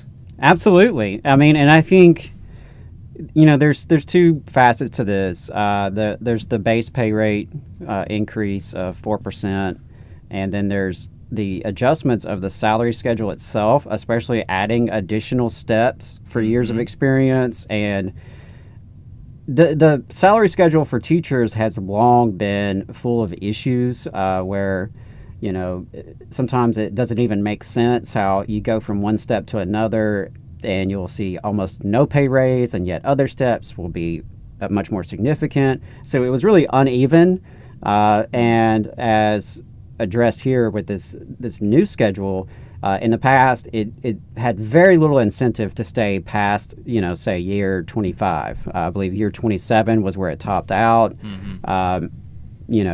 Teachers on tier 1 can retire at 25 years. So anyway, this is progress, because now there are more incentives for veteran teachers who are eligible to retire to stick it out, do another year or two in the classroom, and it's really addressing the mid-career teachers, folks who've got 10 years or more in the system, but they're not ready to retire yet. And that's where you started to see the salaries really drag and fall behind other states. So it's been, a positive development to see this, but, I also don't want to leave out the fact that if you're getting a 4% pay raise and inflation's at 8.5%, right, you're getting a pay cut. So while, yes, I think it's a step in the right direction, and I think the legislature actually did something positive here in working with AEA and the superintendents and others to get the salary schedule redone. The pay raise itself is not enough, and it does not address the working conditions, which when you talk with educators is often the first, second, third, fourth, fifth things that come out of their mouth about why they're discouraged or why they're considering leaving early. Pay is definitely a big factor, but it's by no means the only one. So let's take this as a foundation. Let's take this as like a foundation. Okay, we're making progress on pay, so now this continue that progress while actually addressing some of the deeper issues in terms of working conditions and the supports available. Right. Yeah, I was considering becoming a teacher halfway through college, and I went back to my high school to talk to one of my favorite teachers, actually. I was considering becoming like a high school calculus teacher or something. And he told me basically that don't do it. I wouldn't do it if, and this was my favorite teacher, a very enthusiastic guy, somebody that was really passionate about educating. And he was like, the stranglehold that the state has on us and our lesson plans and all the red tape and everything about and it was not the pay as the primary thing. He was like, in addition to all this, I get paid like crap. But the main thing was, I'm not respected. I am not able to practice my craft. I'm not able to educate students in the way that I think would be better for them. And I have to do all of this extra nonsense, and there are people over my shoulder all the time, and it's just not enjoyable. And if I had it to do over again, I would be doing something different, which was very sad for me, considering like this was like my favorite teacher, and hearing him have such a not a great view of the profession. Yeah, and not too uncommon, unfortunately. So let's hope that this is a step in the right direction, but educators, to actually make it better, rank and file educators have to come together and organize and really push everybody involved in the right direction. We can't just wait on the legislature to do the right thing. That has never been a successful solution in the state of Alabama. We're heading into overtime. You can find us online on YouTube and Facebook. You can continue watching the program after we get off of the radio. Just search the Valley Labor Report on YouTube or Facebook before we get off, though. Just a reminder that there's a legal observer training in partnership with the Huntsville Bail Fund and the National Lawyers Guild today at 3 p.m. Labor Notes has a July Secrets of a Successful Organizer training series on Wednesdays beginning July 13th. Throughout the month of July, Alabama Arise has a town hall on Tuesday starting July 12th at 6 p.m. You can leave us a voicemail at 844-899-TVLR. You can buy our hat or give us money on our website, tvlr.fm. So, folks, go ahead and find us online. We're going to be talking about Tim Pool's opinion about unions, Alabama DAs not prosecuting abortions, and more. All power to the workers.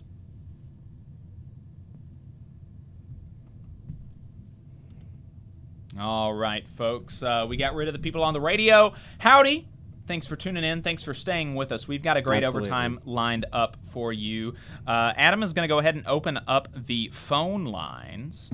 And you can call in at 844-899-TVLR. That's 844-899-8857. You can call in. We've got a pretty slim overtime. So main show was packed this morning. And it was all local, It was very locally focused today. Right. I know we have listeners from all over, all over the South, and in some cases all over the world. Mm-hmm. So this was a very hyper-local program today, but as I mentioned in the chat, one of the things that we try to do with this show is use it to amplify good people who are doing good work and try to make a difference here at the local level. So, and the way that I try to structure the two halves of the show is that I try to keep in mind the audiences, right? Because in overtime, it's just the online audience, which is going to be the people that are listening to us only online are going to be people that are more likely to be in unions. They're going to be more likely to be outside of our listening area in other parts of Alabama, in other parts of the South, in other parts of the country or the world, and much more left wing. Much more left wing. And so what we try to do is when we've got local stories, we put it in the main show. When we've got good news to share to people who are potentially hostile about unions and what they're doing in the South and across the country, we try to put that in the main show, and we also I try to do a little bit of challenging in the main show, challenging some of their assumptions about maybe whether or not we should use our tax dollars to indoctrinate children into our religious beliefs. Yeah, and then in the second half, I try to make it more national. Maybe we dive deeper into strategic conversations about unionizing and stuff like that, and have some less serious stuff. We're going to be talking about Tim Pool and what he thinks about unions, which is not a super serious conversation, right? But it's fun, and so in the main show, we do try to keep in mind that there are folks who only listen to us through FM AM radio, and some of those folks are listening because, frankly, their radio dial is always left on talk radio. And so we may be the only differing perspective that they hear, throughout the week. So try to keep that in mind. For those of you who listen online, whether you catch us later on down the road through podcast, or you tune in live right now, YouTube, Facebook, wherever, just know we really do appreciate it. We appreciate that y'all participate. Your likes and comments and the discussions that y'all have in the chat is always enlightening. And, again, we really appreciate it. We get a lot of ideas from y'all. And we don't do this just to hear ourselves talk. We do this hopefully to bring working class voices to the airwaves and hopefully do a little educating and agitating and maybe some organizing. Yep. So we're going to be right back for the rest of overtime. Adam is going to open up the phone lines. If you want to call in and chat, feel free. And so just hang tight. We'll be right back.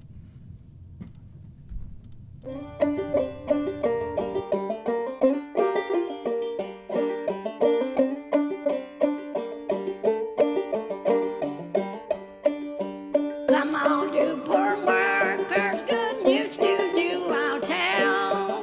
How the good old union has come in here to dwell.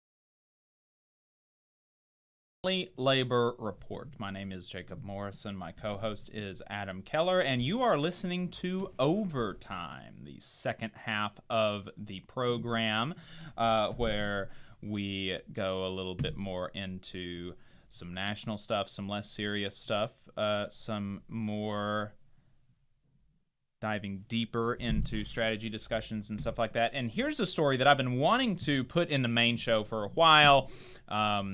We just haven't been able to get to it, and so but it is a story that it is something that I want to talk about, and I figure that next week is going to be a pretty packed local show as well. So I'm just going to go ahead and get this out there because it's important, and it's important, and I want to highlight how right-wing media is totally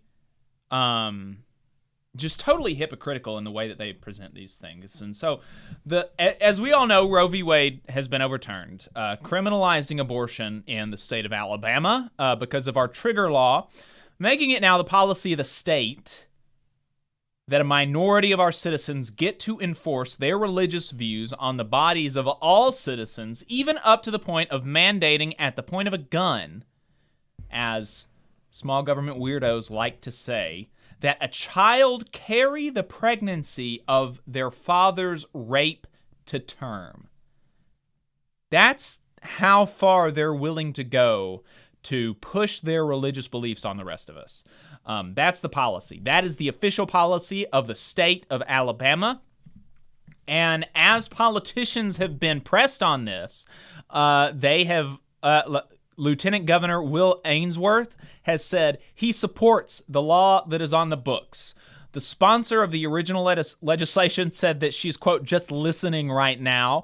Others have said they'll take a second look, but what's going to happen is they're not going to revise it. There is no way, because they would get eaten alive by the insane theocrats that make up a powerful portion of their base, but still a minority of Alabama.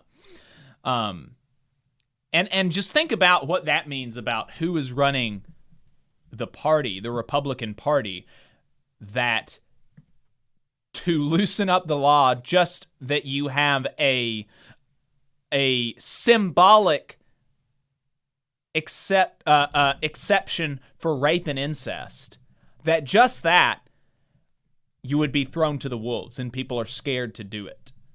You know, I mean, if they weren't scared to do it, then people would be saying, oh, yeah, well, obviously we're going to change this law now that it's actually in effect.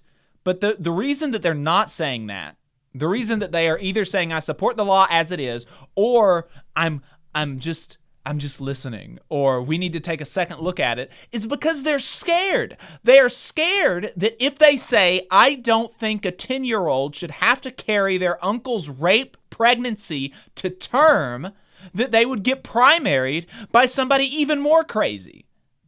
That's why. That's the politics that are at play here. So one final line of defense, though, that the state of Alabama has, that the citizens of the state of Alabama has, is electing district attorneys that will refuse to prosecute and enforce this tyrannical law, which is the entire reason that district attorneys are elected, right? I mean, it gives citizens discretion over enforcement priorities.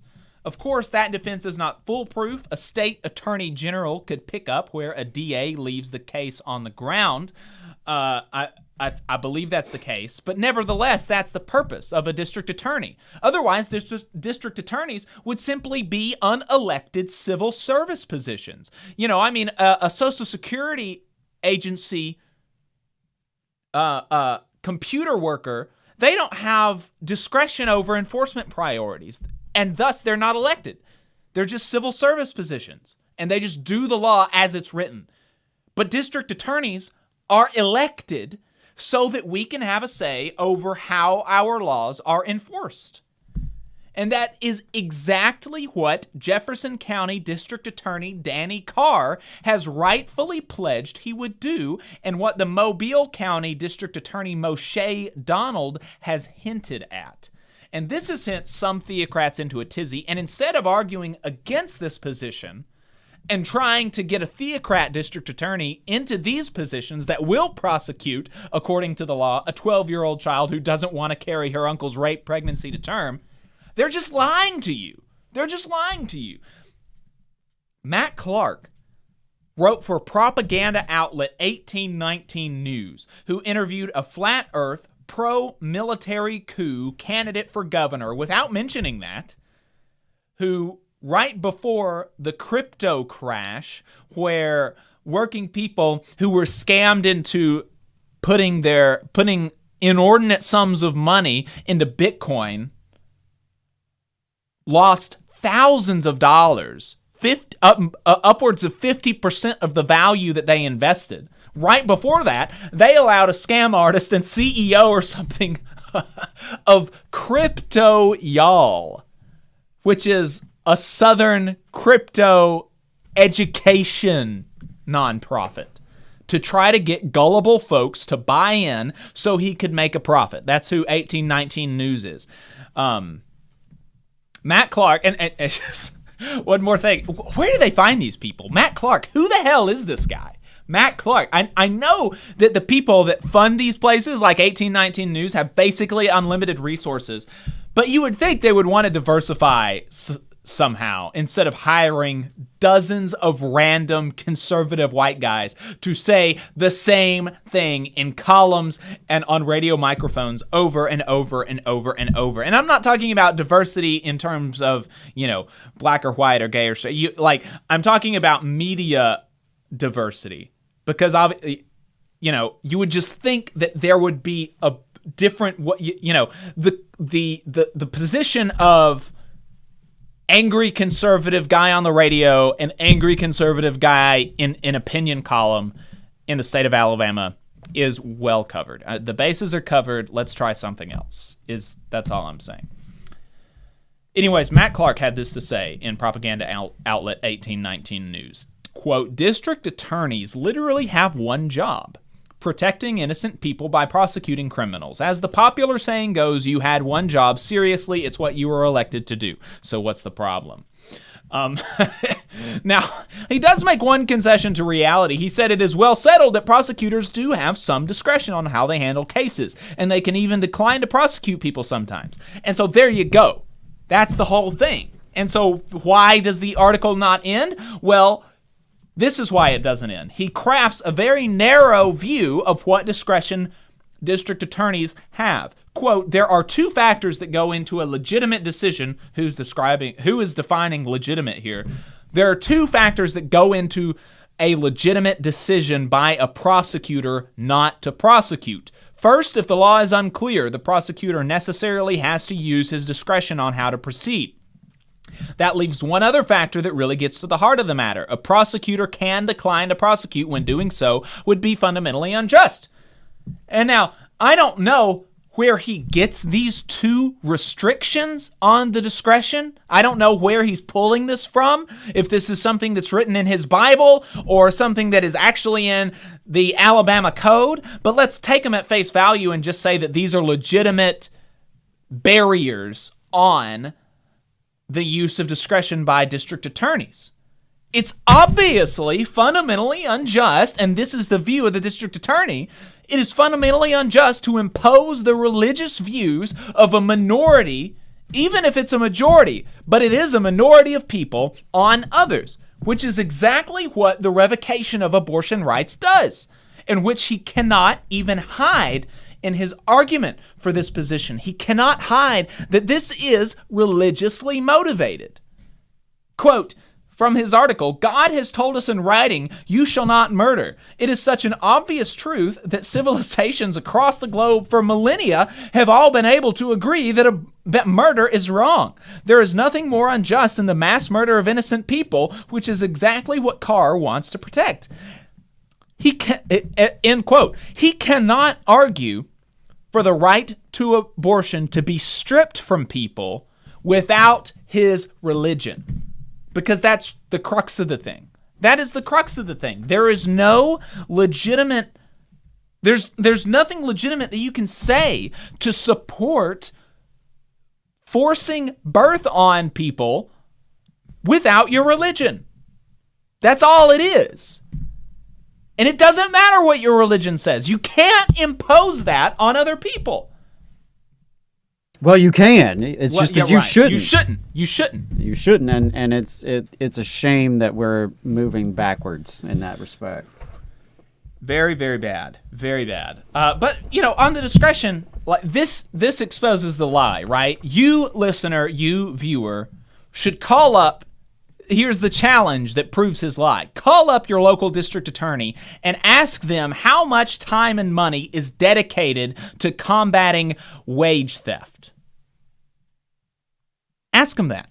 Ask Matt Clark that. Ask him how much he thinks his district attorney, how much money is being allotted to combating wage theft. Because we know here on this show that actually much more money is stolen from workers via wage theft than all other property crime combined.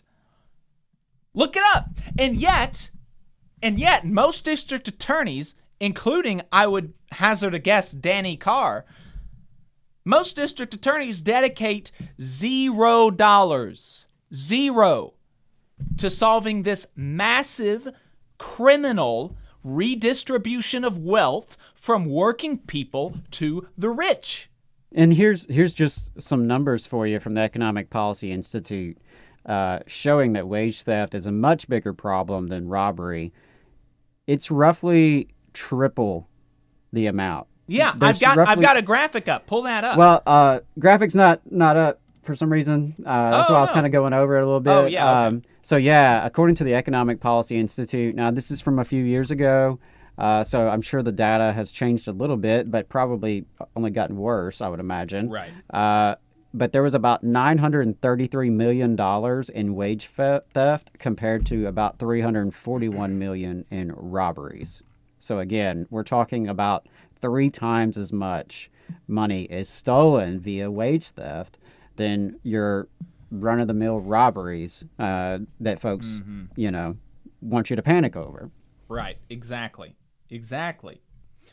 If district attorneys were really meant to be automatons, then they would be spending actually more resources fighting wage theft than any other property crime.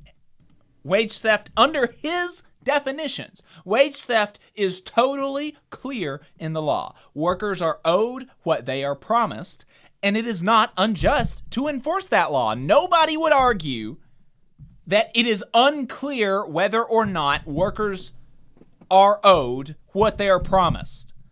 And nobody would argue that it is unjust, I mean, at least not in public, I don't think. Nobody would argue that it is unjust to enforce that law that says workers are owed what they are promised. And yet, district attorneys never, ever, ever do that. And Matthew from 1819 News is not writing wailing editorials about this. Because his chief concern is not a neutral enforcement of the law. He could care less about that. He could care less. If such a thing even exists. Right. He could care less about that. His chief concern is the enforcement of his particular religious views on the rest of us with our tax dollars. That's what he cares about. That's what he wants. Right. And I think that's really the gist of a lot of contemporary right-wing ideology is to finance private ideology via public taxes. Right. Like the public does not matter except for as a means to profit and to instill their own private ideas. Public institutions are there to be stripped down, sold off for parts, privatized, outsourced. But we'll take your tax dollars. Right. We'll take your tax dollars. We'll give more money to the police. We'll use your funds to enforce our narrow ideologies on the rest of us. Right. Something a little bit more fun, though, is that last week there was a conference held by one of the myriad right-wing social media things that are trying to duplicate Facebook and Twitter, but instead for right-wingers, presumably so that they can say slurs. Yeah, like that's my thing. Like, you guys the right wing already dominates Facebook, and it is quite prevalent on all the other social media channels. I mean, if you look at the stats, people like Tucker Carlson and all the Fox News weirdos and Newsmax weirdos tend to be like the top 10 posts nearly every day on Facebook. Yeah.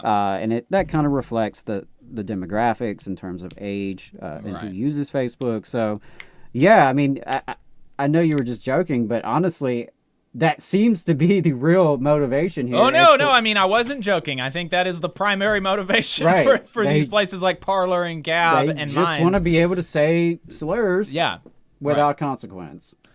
So Minds is one of these myriad right-wing social media things. They held a conference last weekend, and one of the panels was on media manipulation. And the panelists were a very strange group of people to be talking about this. You had Tulsi Gabbard, James O'Keefe.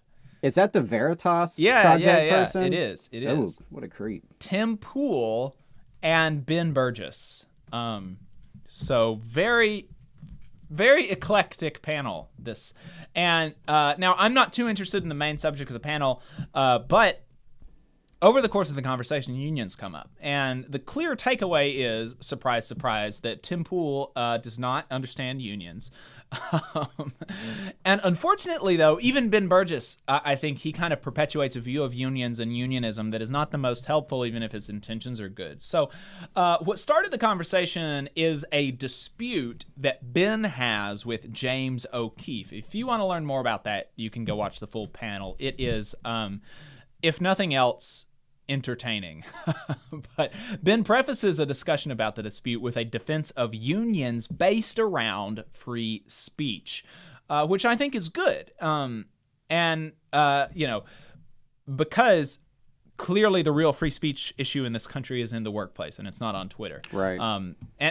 But I think that listeners to the program will hear the issue that I've got when you come to it. But before we get to that, let's play the clip, this first clip from Ben. We live in, despite being a wildly economically unequal society that's not made very democratic in many ways, we live in enough of a democracy that by and large people aren't worried about getting arrested. What are they worried about? They're worried about getting fired. Why are they worried about getting fired? Because the majority of Americans work in at-will employment situations in non-unionized workplaces where the boss can fire them at any time with no recourse and no due process. If you agree that this is a problem, right? And if you don't agree with that, I don't take you seriously on free speech. If you agree that that's the problem, what's the solution? Well, every member of every worker in every workplace in the United States should be a member of a union. And so here, to this point, perfect. No notes. And he's exactly right. Like I said, the free speech folks, they want to stir all this up about woke mobs or whatever, and they want to pretend that the main free speech fight in this country is on Twitter, when it is clearly not. It's in the workplace. And if you don't support workers organizing, if you don't support unions, you cannot be a serious defender of free speech. I literally just had 2 or 3 conversations in the last week about people being interested in organizing, but being fearful of it for fear of professional repercussions. Right. And people who have suffered professional repercussions for organizing. Right. This is the free speech fight in this country. People are looking at their job situations and being unsatisfied with them, but being worried that they will lose their primary source of income if they speak out. Right. And yet you don't hear these people. You don't hear people like Tim Pool talk about the issue of at-will employment. You don't hear Jordan Peterson crying on YouTube about how people were fired dozens of baristas at Starbucks have been fired over the course of this campaign, and Jordan Peterson has shed not a tear about it, even though he is constantly wailing, rocking himself to sleep back and forth in a fetal position because he's being suspended on Twitter, but he is shedding no tears for the baristas at Starbucks who are being fired, losing their primary source of income, losing the source of income that feeds their children, puts food on their table, pays for their rent, pays for their school, pays for their utilities and their groceries. He doesn't care about that, even though he is supposed to be the preeminent free speech warrior. Right, and these are the exact same people who are going after education employees with this new Red Scare bullshit, searching for CRT or LGBTQ friendly curriculum. And we've covered that on the show, but it's just worth repeating that these are the exact same people who cry about free speech on one day when it comes to themselves and, being able to say bigotry online. But are the exact same people targeting educators who have the audacity to, believe in inclusion, or any kind of worker who dares speak up against unjust working conditions or attempts to organize. It's total bullshit. Right. But here's where we get to the minor issue that I have with what he said. Let's play this next clip, Adam.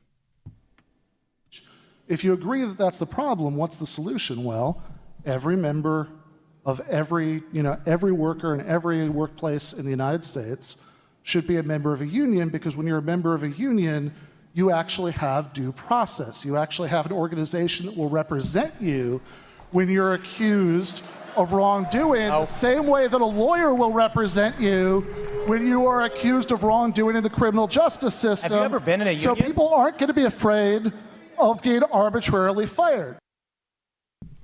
Now, I think Adam, you can probably see where I'm going with this. On the one hand, unfortunately, I think this is how many unions operate, and I think, Adam, you've got a really good experience that speaks to that. Right. A sort of service unionism. You pay your dues, you get a lawyer, or in this case, a union steward or a Uniserv director for education unions, and it is how many members experience their union, and it is even how some unions specifically want to pitch themselves, like insurance. Right. You get in trouble, give us a call.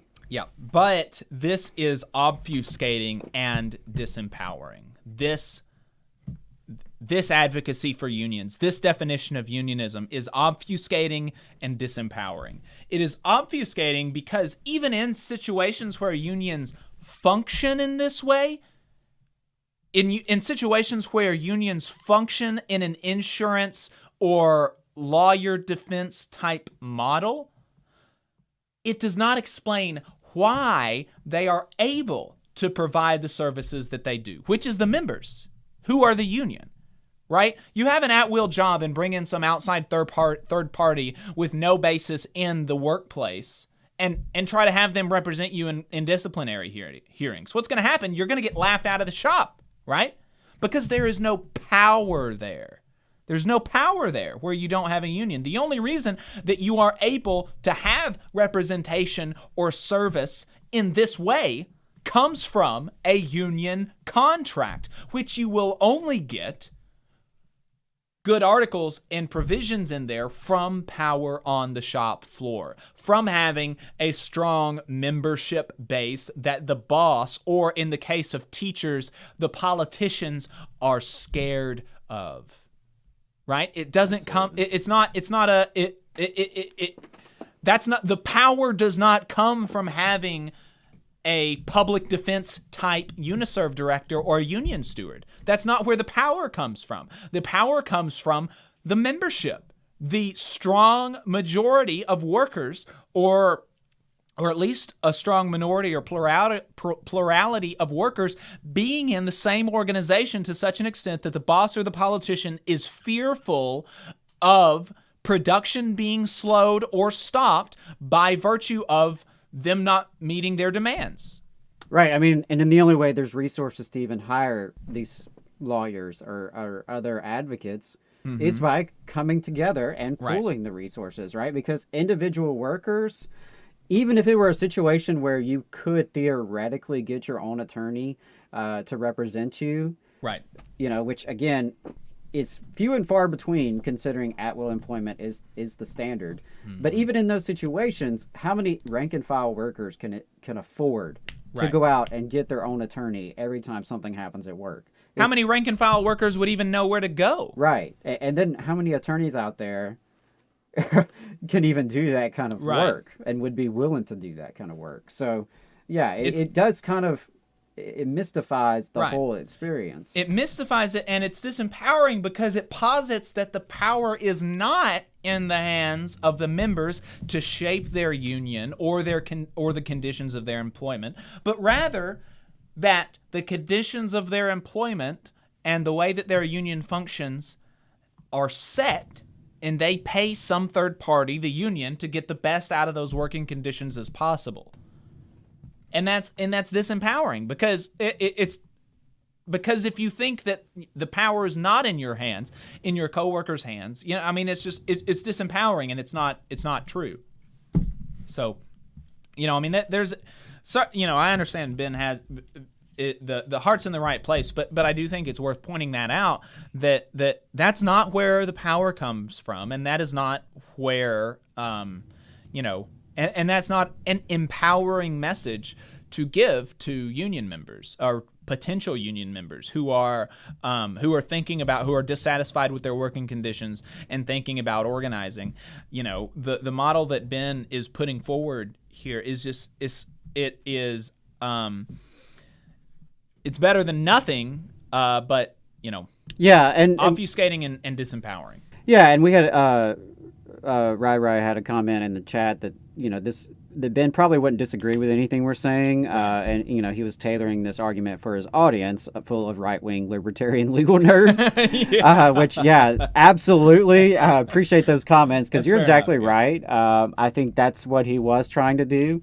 But I think this is an example of sometimes the way we talk about unions and ways unions talk about themselves that does not get at the heart of the matter and can really, in my experience, what I saw is that it facilitated this sort of apathy and service model and third-party kind of behavior. Because when the union would talk about themselves in that way, well, then the members started to talk about it in that way. And they start believing that's how it operates. Right. And so that's where you have a situation where, you can have the majority of your membership view it as an insurance policy or something akin to an insurance policy. And that's not healthy for organizing, and that's not healthy for the power dynamics in your workplace. Because at a certain point... ironically enough, if you have a majority of people legitimately viewing it as an insurance policy, it will be a less effective insurance policy. Right, because, the extent to which the organization, the union, can actually help and defend and, win on behalf of individual members with individual grievances or terminations or what have you, is a reflection of that power. And the more you get down that road of treating it as a third-party insurance agency, the weaker the laws are going to be, the weaker your contracts are going to be, the weaker your mobilization is going to be when things don't turn out well. Exactly. But of course, Ben hits much closer to the truth than Tim Pool does. That probably wasn't hard. Let's hear him talk about unions. Oh, God, okay. Have you ever been in a union? Just side question. Yeah. Which one? When? I was in a couple. I've been in the... Which one? I've been in the UFCW and when I was working at Meyer in Michigan. Noted and accepted. I didn't believe you. I couldn't imagine, based on what you'd said, that'd been true, because I've been in two unions. I was in the Transport Workers Union, and I worked at a grocery store as well, which also had a grocery workers union, and they were so corrupt that I was like, the statement you made is just like your perspective I can respect, that's coming from you, but it's like a blanket subjective perspective. But I don't want to... Yeah, so, we can take bets in the chat about how many meetings Tim Pool went to at the 2 unions that he was a part of. And, you know. Yeah, and really, what corruption did you see? Right. Or is that just some shit you're saying? Yeah. Because I'm very skeptical that he witnessed anything corrupt. And that's not to say that corruption doesn't exist. It's out there, and we're very, honest on this show about that. We're not uncritical of labor institutions as institutions that are run by human beings that are fallible and are subject to the same kind of atrophy and corruptibility that happens in institutions that exist for a while. It's reality, but that's also a right-wing trope that folks just throw out there without any sort of context or without any actual backing behind it. Right. And it's just totally at odds with the experience of the majority of union members, and he is using his experience, even if we stipulate that maybe his union was not as effective as it could be, and even if we stipulate that there maybe, who knows, maybe there was some corruption and some taking money and putting it in the officers' pockets. I don't know. I mean, these things happen. Who knows? But even in those situations, his workplace is going to be better than not having that union. And, absolutely. It's just, and so the idea that he's using that, even if we stipulate his experience, the idea that he's using that experience to say that, oh, I can't believe you would describe unions in this way as a positive thing.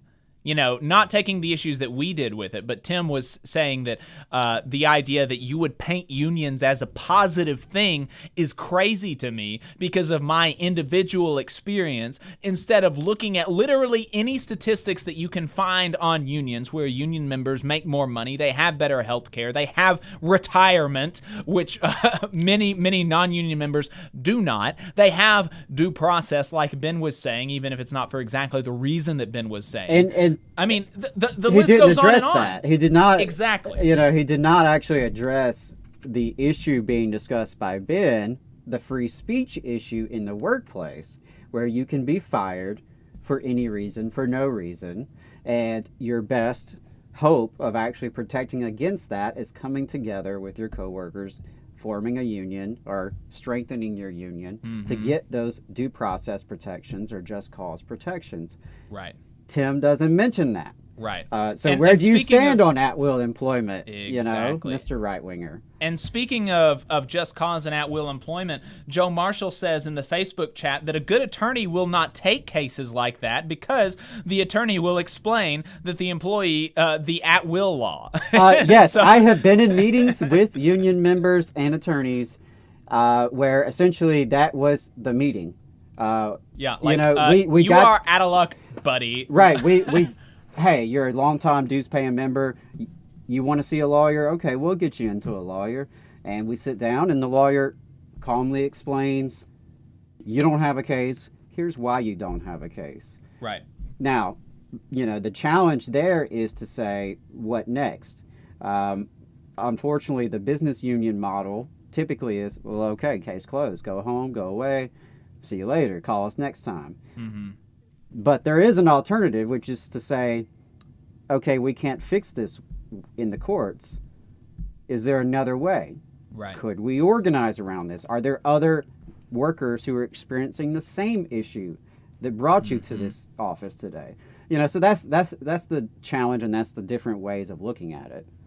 Right. And Martha and Mel Sutton in the chat say that, on that point, a union is only as strong as its weakest member. And, there's a lot of truth to that. Absolutely. You have a lot more engaged membership. The more engaged your membership is, the more strong it's going to be. So, Ben had a response to this, and they kind of have a back and forth. And let's play that back and forth between Tim and Ben. Not at all subjective. I don't want to have an argument about union. However corrupt that union might have been that you were part of, 2 of them. If you had been accused of an infraction subject to disciplinary process, then you would have had the option of having them represent you in that process. Wrong. Okay. Bro. So I don't want to get into an argument about unions other than to say, like, your subjective perspective. It's not subjective. It's a fact that the effect of unions is to give you due process. And sometimes they don't because humans are fallible. But I digress. Okay, but you can say the same thing about having trial by jury, that like sometimes it's not a good due process. So the issue is still a due process. And I think that Ben pushes back, I mean, exactly in exactly the same way I do, because Tim is, even if we stipulate that he had bad experiences, he is using that to negate the fact, to negate the total the idea of unions in totality and the effect that they do have on working people and the job security that they have. I mean, it's bizarre, the arguments that he's making. Right. I mean, at the end of the day, do you want to be able to lose your job for any reason or no reason without recourse? Right. Is that acceptable to you or not? Right. I mean, that's a question that people have to ask themselves. And there are situations where you're in a workplace and perhaps the union that is there is a little lackluster, in need of improvement. Maybe there are issues. Maybe you need a new president. Whatever the issue may be, that's something to wrestle with. But at the end of the day, do you think it's acceptable that your boss can fire you and take away your livelihood for no reason or any reason without you having any recourse? Right. And the only way to, or the best way to make it a reality that your boss does not have that kind of power is to form a union. And you know, I had something and then I lost it. The bit about, Well,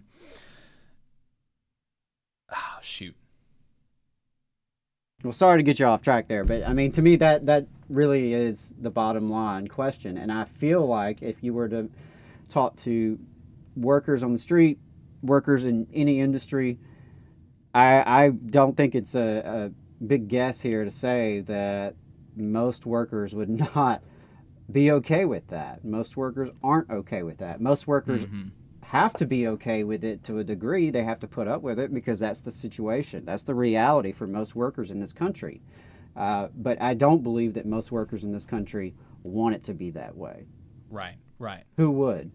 Right, yeah, exactly. And so, you know, I think most people feel like, hey, if I come in and I really screw up and I've done something that deserves no more chances, then by all means, do what you got to do. Most people have enough common sense to recognize that. Like, hey, I was late every day, then you caught me stealing. Okay, well, you know, do what you got to do. But most people also recognize that they come in, they try to do a good job. Sometimes they make mistakes. Sometimes they're falsely accused. Sometimes they're in the wrong place at the wrong time, and things can happen. Sometimes they get a jerk supervisor who has it out for them. You know, those are just realities that people experience, 5 days a week or more. Right. Yeah, exactly. It is a bizarre... I mean, it is bizarre to dismiss the reality that unions, the reality of unions and the reality that union members experience because of his subjective experience. You know, he's talking, what I was going to say was that what Ben was saying is so important that it has actually been enshrined into law that unions have a duty to represent you fairly. And if unions do not represent you fairly, if you are disciplined on the job, and this is an individual response, and but it's more than people in non-union workplaces have. If you are disciplined on the job, and your union legitimately does not represent you fairly or at all, and you deserved representation, you can file a failure to represent against them, an unfair labor practice with the NLRB, and make them represent you. Like, it's illegal for them not to represent you. Right. I think that is important to note. And what that means is not that they have a responsibility to do what you want them to do. Right. Here's an example from my experience. Every year, many non-tenured teachers would get the pink slip at the end of the school year. They're non-tenured. They're at will. The school district was fully within their rights to pink slip them on the last day of school, and it was up to them whether they wanted to hire them back or not. Every year, that meant a lot of teachers who were very upset, justifiably so. And sometimes they would ask for, hey, I want a lawyer. I want to do this. I want to do that. And I had to explain, well, here's what the law says. Now, that's not to say we can't, lobby your principal to bring you back, or lobby the school board to bring you back, or doesn't mean there's nothing. But legally, no, you can't. We're not in a situation where we could file a lawsuit to get you back into your job as a non-tenured, at-will employee. Right. And so that's what it boils down to is, what is the situation? What could the union conceivably do? And did they actually, in good faith, execute that? Right. Sometimes in good faith, telling you don't have a case is the only thing they can do for you. Right. Before we get to the last story, just want to plug the phone number one more time. If y'all want to call in, feel free. The phone number is 844-899-TVLR. That is 844-899-8857. The last topic that I wanted to talk about was Rubio's paid leave policy that he put out there. Oh, good grief. Have you seen it, Adam? Have you read into it? I know a little bit about it. I guess I'm about to find out more, but what I've seen is quite disturbing. Wow. And so I see Rubio is one of the main Republicans kind of posturing around certain worker issues, quote unquote, right, and trying to position themselves a little bit more in the populist direction. Because, of course, especially since Trump, Republicans have been called populist by a lot of people. Bizarrely. They sometimes call themselves that. Yeah. Which, it is bizarre because it's not at all reflective of their ideology or their policy prescriptions. Right. Rubio seems to be one who's trying to kind of... trying to back it up a little bit more than the others. Yeah, but when you read between the lines, you see it's just new ways to screw you. Exactly. So yeah, like you said, Adam, right-wingers have been on a kick recently trying to make us believe that they are the party of working people. And so far, remarkably little more than, anti-woke capitalist rhetoric has been offered in support of this effort at rebranding. The most that they'll do is, I think Marco Rubio came out in support of the Bessemer Amazon campaign, unionization campaign, because Amazon is too woke, which is absolutely nowhere on the list of the concerns of the employees that were unionizing. They could not care less about that. Yeah, I mean, if your opposition to a company is because they dare make their employees take a workshop that says don't use the N-word at work, and that's kind of your beef with them, okay. But Marco Rubio has so far been basically the only one to try to attempt to put forward any legislation at all. His first attempt a few months ago was to legalize company unions. We talked about that, and you can go watch our video on it. Not good, not pro-worker. But he's back with something else now. The Providing for Life Act, which is meant to bolster the Republicans' pro-family standing as Roe is overturned and their colleagues in state legislatures are trying to make 10-year-old girls carry their uncle's rape pregnancies to term. The Providing for Life Act does two things: enable paid parental leave and expand the child tax credit. And now, at first blush, this sounds pretty good. It doesn't sound bad. I think that we should enable paid parental leave, and I think also that we should expand the child tax credit. I mean, these are both good things. Sure. But Matt Brunig did an analysis of the legislation and its likely effects, and folks, it is decidedly not good. It is decidedly not good. Let's first take a look at the child tax credit bit. From Brunig's paper in the People's Policy Project, unlike the proposed Biden CTC or the child benefit proposed by members Tlaib and Jones, the Rubio child tax credit is specifically designed to exclude poor families from the full child tax credit benefit and to ensure that the poorest families receive nothing at all from the program.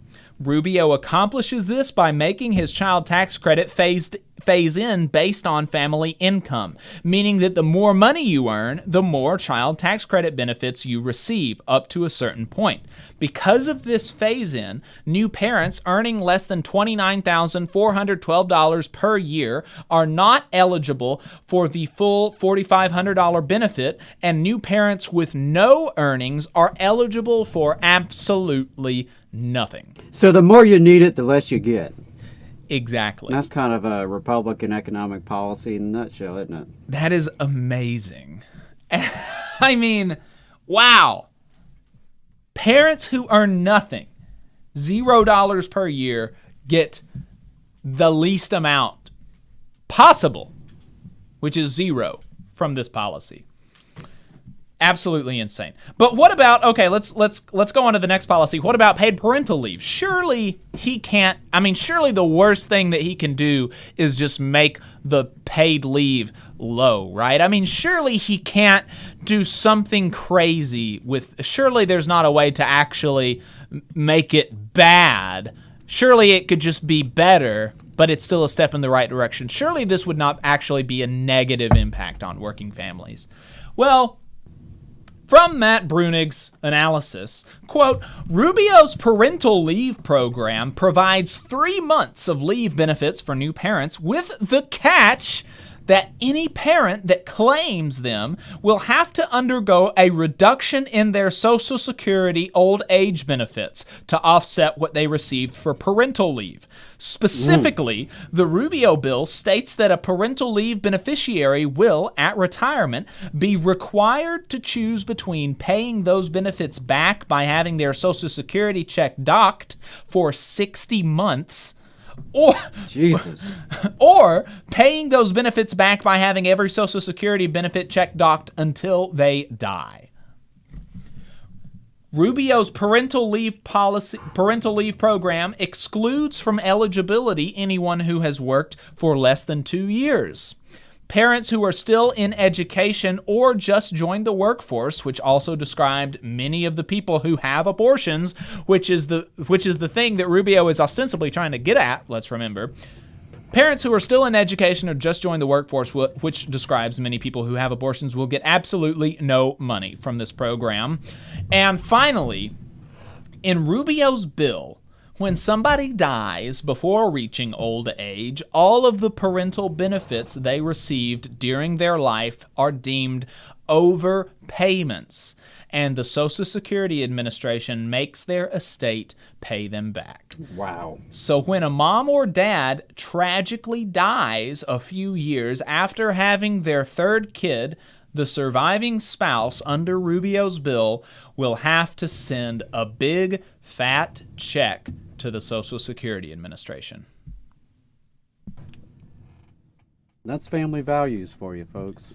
That's so yeah, if you're lucky enough to make enough money to qualify for it, and you've been in the workforce long enough to qualify for it, they'll be so generous as to allow you to borrow from your own Social Security benefits so you can choose now to have a little bit of leave in exchange for suffering in your retirement.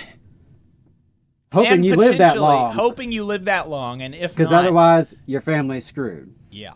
Wow. Yeah, I mean, this honestly, I'm not sure that this would be... This might actually be worse than just what we have now, which is nothing. Which is amazing. How can you make it worse than having nothing? That's just astounding. Absolutely wild. Yeah, I mean, I think talk about a death tax, you know? Right, yeah. They're always, one of their things is like, oh, it's so terrible that somebody who has a $20 million estate might have to pay an estate tax on the 20 millionth and first dollar. Oh no, a death tax. I mean, Adam Smith, the, founding father of capitalist theory himself, was on board with taxing inheritance. But for them, it's a bridge too far. No worries though Except about taking unless it's a working right. Unless it's a working family, in which case they are more than happy to steal money from your estate because you had the gall to want to be with your child for its first 3 months of existence so that you can raise it. Because you didn't have a choice on whether you were going to have that child or not. Crazy. It's crazy. Yeah. I mean, that is one of the most frustrating things about this whole framing of Republicans as populist or trying to reclaim working people. It is so not true. And I think it's up to all of us to make sure we don't let anyone get fooled by that. Yeah. I don't think they're really all that serious about it because why? They don't have to be. Right. They have a winning formula. They have a base of the middle class, of small business owners and professionals, and they can supplement that with just enough older white workers who are, along with a small fraction of Hispanic and other races. But generally, it's a middle class base with a small number of white workers who are older and who are, buying into the bigotry, all funded by oligarchs. Yeah. They don't have any need for a populist movement, nor would they want one. But they're going to continue this framing, and unfortunately, liberal media will continually allow them to do that. Yeah. Adam, I think we got a caller on the line. Why don't we pull them in? Okay. Let's see if I can make that happen. All right. Give me just a sec here. Make sure everything is where it's supposed to be to get the call on the air. Sorry about that.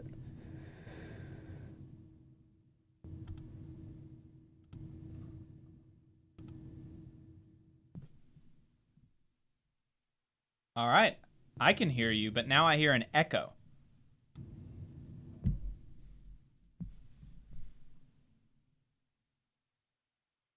Hey.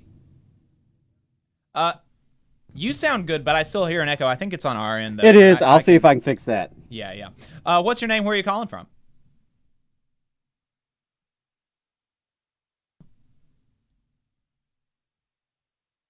Oh, yeah, Mel. Mel is, you are the, not the president of the West Alabama Labor Council, but one of the officers, right?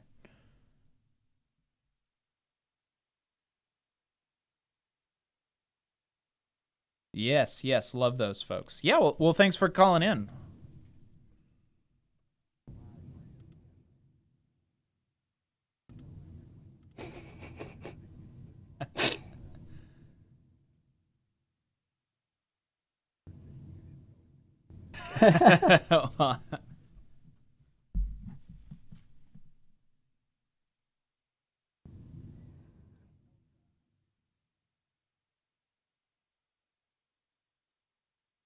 Yes, sir.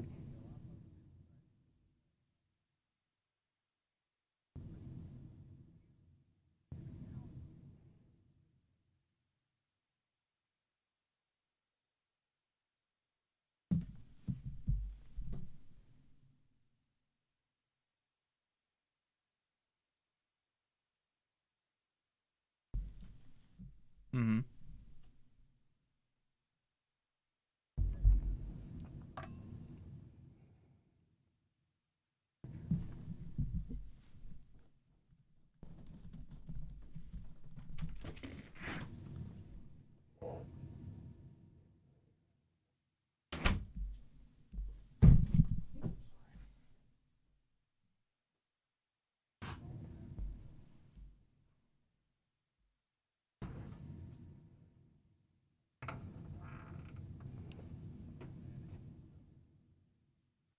And I have seen, I went back and watched Built for the People, that that documentary that you recommended. And just for folks for folks listening on the stream, you'll be able to hear this when it's clipped. Ben is trying to work on getting the sound to actually go on the air. But we've got Mel Sutton on the line here, and he is answering a question that we posed about why the Muscle Shoals union density is so high compared to the rest of the state and compared to the rest of the South. And he said that it was because of the TVA. They brought in a lot of local union or a lot of union locals into the area, and it just kind of stuck.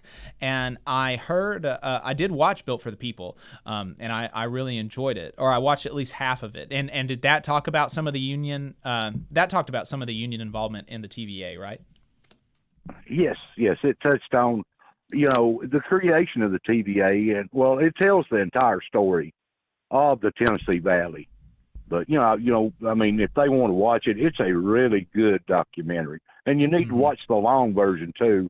On YouTube, you'll get about an hour version, and there's one that's almost 2 hours. It tells the entire story. I mean, wow! Where is the one that's 2 hours? Is that on YouTube as well?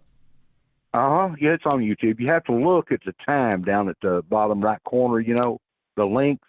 But it tells the story of the tragedy of the Tennessee Valley and how bad it was before the TVA. And but I don't want to take up y'all's time. This is going to, I think, address, and Joe and myself during our conversations have a discussion about training union officers. And this goes, I don't want to drag this out, but I'm in a special situation. I moved to Alabama in '89, and this sort of tells the story of the change of politics in the state. I watched as the Democratic Party, being the so-called Democratic Party, being the party of dominance in the state, to being a minority down through time, and had the special opportunity of being an area vice president, in which I guess I was a souped up shop steward, but you're lucky in these plants and most union representatives if you got a high school education at best. Right. Now, how do you learn to represent people? How do you learn to become a quasi-attorney and represent the contract and represent the employees? And I'd like, and if Joe, and you can really touch on this subject with Joe, there was an organization that was attached to the University of Alabama at Birmingham called CLEAR, the acronym CLEAR, CLEAR. It was the Center for Labor Education and Research. But it slowly but surely, as the politics in Alabama changed, the funding for it went away, and it was excellent. It did union training up to and including arbitration training, steward training, the cost of the local, how the financial officers training. I mean, they did it all, and had a super safety course there too. But as politics changed, the funding went away. But the Center for Labor Education and Research would be a real good story. And oh, by the way, Adam, another thing that I want to think they put it out quarterly, but they put out a newsletter, and in every newsletter they would do Alabama labor history. And it was, it was cool. I mean, Well, you're hooking me up today with some stuff to research then. What's that, Adam? I said you're hooking me up today with some topics to research, because that sounds really, really interesting. I definitely want to find those newsletters. Like to back up to what I said, I came into labor as an interested member. Going and attending union meetings, the folks that were there saw my interest, approached me about being a steward, and then being an area vice president, and proudly served for a long time, and served with Joe Marshall, one of the finest officers that you'll ever want to sit down on an executive board with. I mean, and we've gone through all those things that you touched on today, the failure to represent. We had to defend ourselves with our own union with charges that were filed. And it's too long a story to tell and take up your airtime. But no, I really do believe if you'll do the research and talk to Joe, that you'll find that there's a need. There is a dire need, because now the Center for Labor Education and Research is gone, and the local unions don't have any resources other than their internationals if they put on training, region training. Oh, and by the way, our region, when we were PACE before we were steel workers, and when we were steel workers, when we merged with the steel workers, PACE was our old acronym that we used before we merged with the steel workers. They reached out to the Center for Labor Education and Research when we did region trainings, when we would send stewards and officers to different locations, we'd spend the better part of a week going to classes. And then a lot of it was taught by the professors. And oh, by the way, they were professors. They wasn't just any run-of-the-mill guy doing this thing. And they were some of the brightest individuals you would want to deal with. And there's definitely. Oh no! I mean, we don't have any other stories to talk about, so I'm happy to keep talking to you. I enjoy this kind of stuff, and I think that there is definitely a need for this kind of the training of officers in the particularities of contract enforcement and the law, and also in how to use contract enforcement to organize and build your union and build enthusiasm in your union, because a lot of so much is just there's an empty seat and anybody can take it that wants to, and you're thrown to the wolves and you're thrown right into, and that's how I've come into, I'm now assistant vice president of my local, and I'm secretary treasurer of the Labor Council, and you get very little training. You get not enough, and I certainly don't get a week of training with other officers who are going to be doing the same thing in other unions, the same thing that I'm doing. I mean, there is a huge dearth of this kind of stuff, and it's really just a lot of times it seems like we've got to recreate the wheel every single new person that gets into a position. Ideally, you get interested folks who attends meetings, and they're bright enough to be shop stewards to represent folks, but they have no clue as to what they can and cannot do. Right. And you have to be real careful in the law to keep your local and yourself out of trouble. I mean, and I was fortunate enough to be around Joe, Blair McCreelis, and a number of others that were versed in labor law and educated by the union, and they were educated by guys that knew what you could and could not do and were taught, and was fortunate enough to attend the training classes at Clear, and we kept reams of information at our union hall, and would use them for reference, on cases, I can remember well the stories being told to me that our local had to take a case all the way to arbitration for a lady that was not a dues paying member.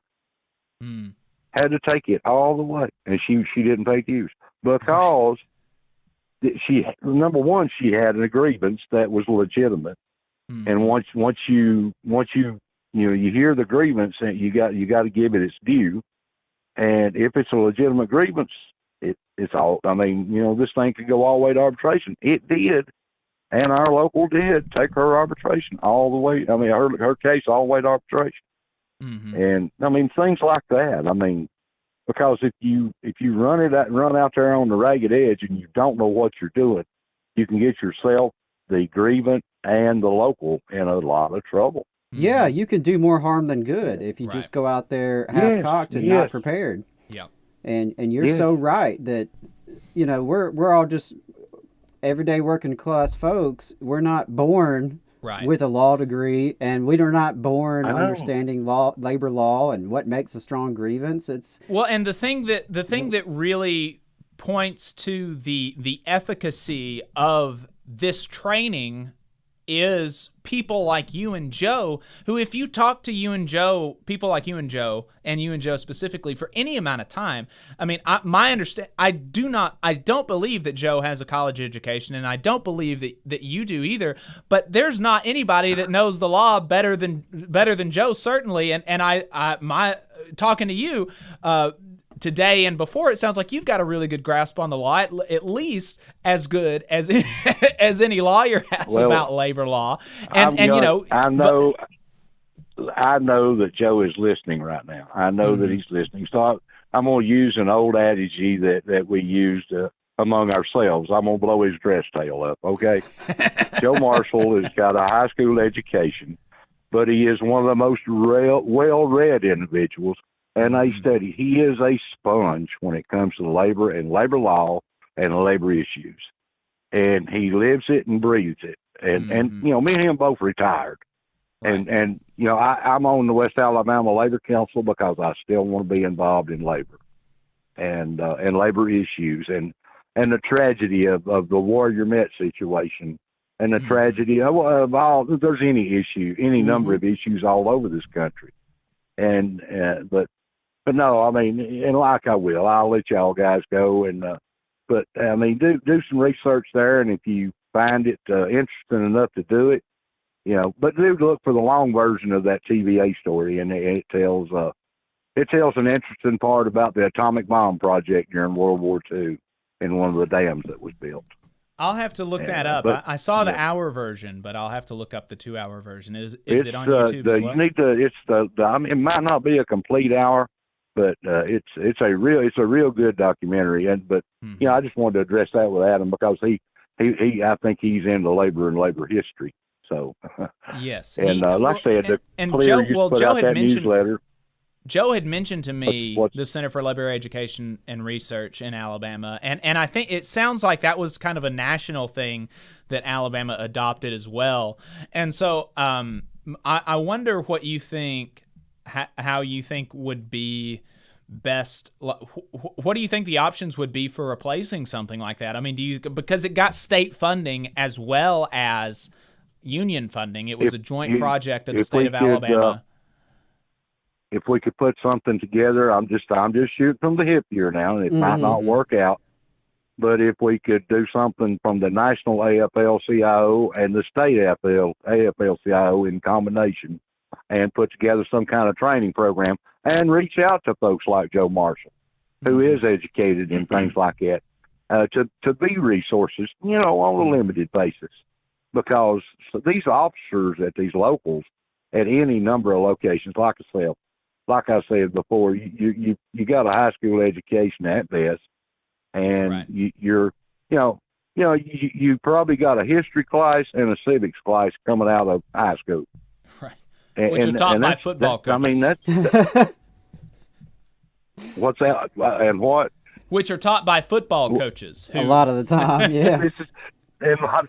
You are correct. A lot of the times they are taught by the football coach just to have a course to teach so they can be a teacher. I hadn't thought about that, but you're correct. But I think it would be a subject if we could put it together, or if y'all can put it together, and maybe try to research a replacement for it so these locals would have a resource to get their young officers and young stewards and their young financial officers, because that's another issue. The NLRB and all the international unions, you have to be real careful with the locals' resources and how you spend them. Things like that. I mean, that's an entire another subject. I mean, but Well, Mel, I appreciate the call, and I appreciate your listening. Absolutely, yeah, and I've got some homework to do now, and but yeah, I'm intrigued. I want to find out more about this clear at UAB, and because I think it speaks to a need that we have now that's not really being met. And I do know there's conversations happening with Labor Notes about possibly doing a Southern-focused Labor Notes training. But I think something more permanent that could be an ongoing resource for unions across the state of Alabama to get that essential training, to get briefed on the laws, to be prepared so that they can execute their office or stewardship effectively. I think that's huge. So I appreciate you sharing this history, and looking forward to maybe tracking down some of these old newsletters and things like that. That's right up my alley. I'm sure they're still out there. And Joe may have a few laid back as a resource. I don't know. I didn't save mine. I should have, but all right. I saved all. Well, in a point, I'll make a point, and this is in training. Note keeping. They'll tell you to start. I mean, if you share a breath with the company and another individual and yourself, if you meet with them on an issue, you better keep notes, and they better be accurate, because at some point in the future you may have to defend yourself with those notes. Absolutely. That was like the number one thing I always told my members: document. You have a little notebook, a little notepad, whatever you want, however you want to do it. You better take notes anytime you're meeting with your supervisor, because they tend to get selective amnesia about that sometimes. Oh yeah, things tend to fall off the corners of desks and things like that. Don't they? All right. Hey guys, I'm not going to take up any more of your time, and I appreciate your show and what y'all do. Thanks, Mel. Thanks. Have a good one. Yeah, man. That's a great way to end the show.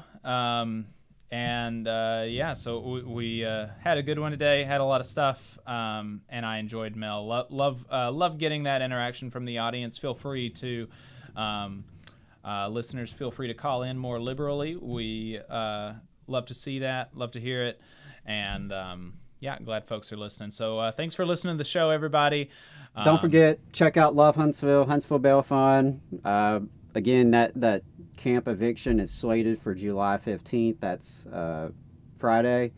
The Legal Observer training is this afternoon at 3 o'clock. If you can log in online, get a little bit of training. That's useful. Even if you can't get involved around the eviction efforts, there's always a need for legal observers at big protest. And Lord, if you're at all familiar with how Huntsville police responds to big protests, it's definitely a big need in the community. So we tried to spotlight some local stuff today.